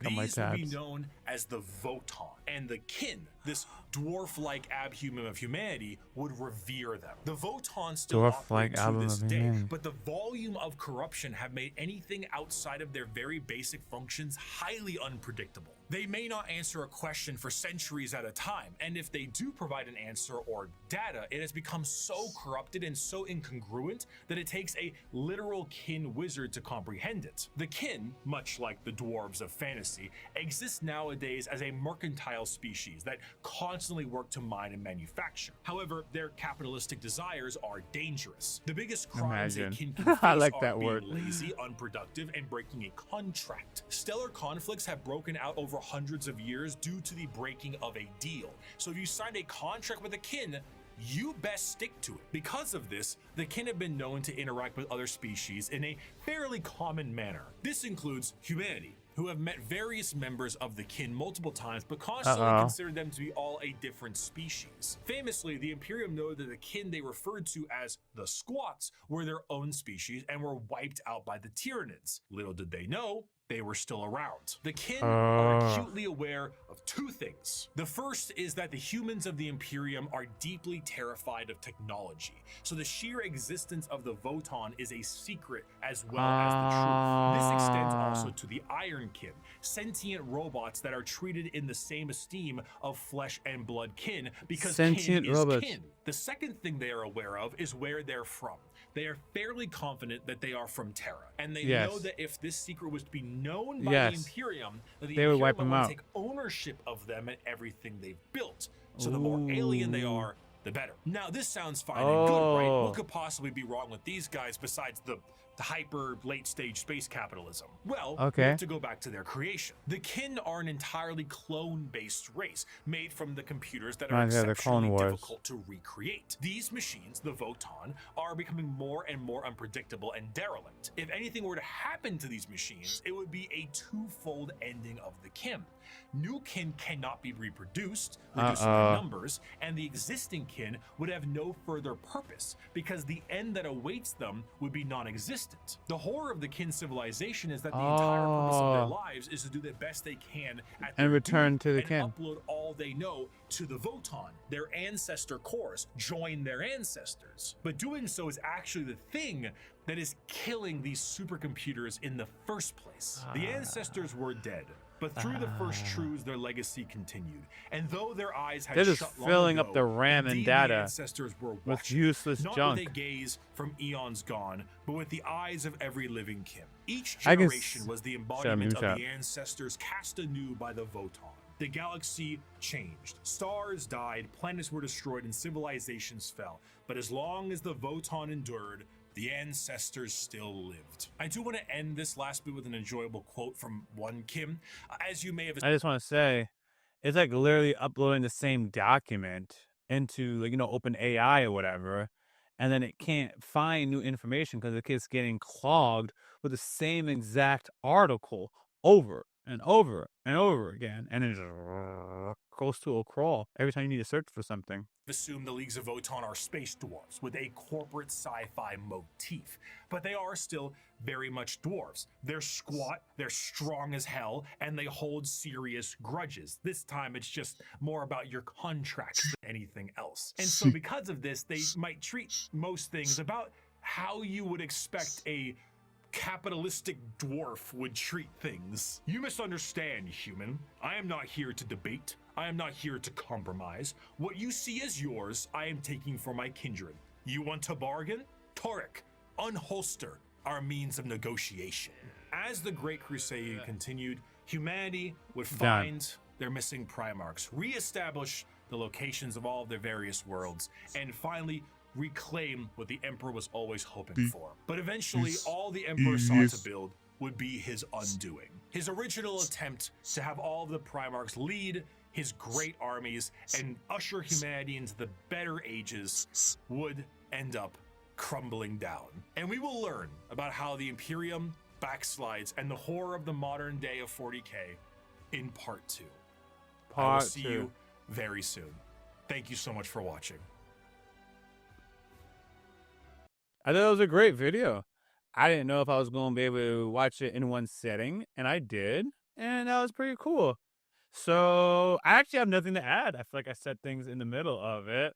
I like their take on, you know, sci-fi space dwarves and space elves and humans and some of the things it made me think of. I like how certain races were supposed to be overpowered, but through something that they did, they kind of nerfed themselves. So the people at Mars, they don't want to discover, their religion prevents them from discovering new technology, so they nerf their progress. These dwarves, they keep making clones of themselves. Originally, it was for a good reason. I forgot what the specific reason was. I guess to get them to be suitable for that world or whatever, so they cloned the best of us. Didn't need to procreate because they had these dope clones, doom themselves. We have minor examples of that today, which sometimes gets in the way of progress. So, for example, nuclear energy. All right, let me just break down two things. Embryos. There's so much things potentially biologically we can do with solving things, but because of the ethic debate between an embryo being life or not, certain things aren't allowed to be researched. Nuclear energy, it could be an abundance of energy around everywhere, but people are afraid of another Chernobyl. So because of that lack of energy, there's certain things that we can't do because of the energy cravings and such. As a society, we hoard resources and put tariffs on each other, so that kind of slows down our ability to collaborate. Technically, it should not be the Americans and the Chinese versus each other on this AI and blocking each other off and it's copying. You know, as a human society, right back to what I said in the beginning, we should be trying to advance our species, our group, our planet, our whole quality of life, not just Westerners and Asians and blacks versus whites.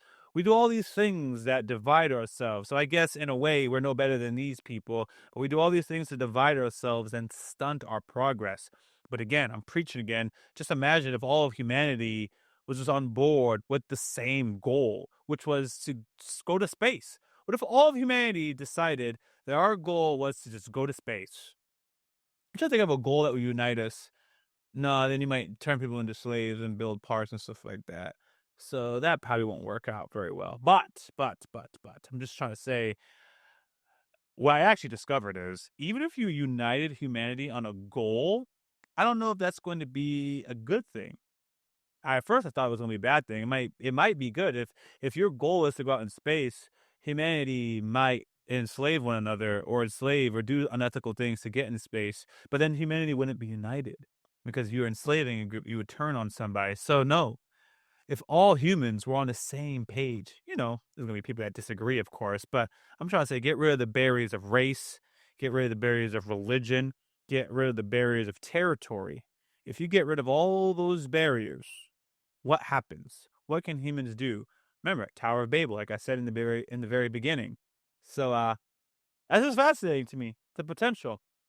All right, guys. So I appreciate you guys checking out this Bricky video with me. If you guys don't know, if you guys want to suggest other videos, the pinned comment, what's going on here? Oh, that's the original video.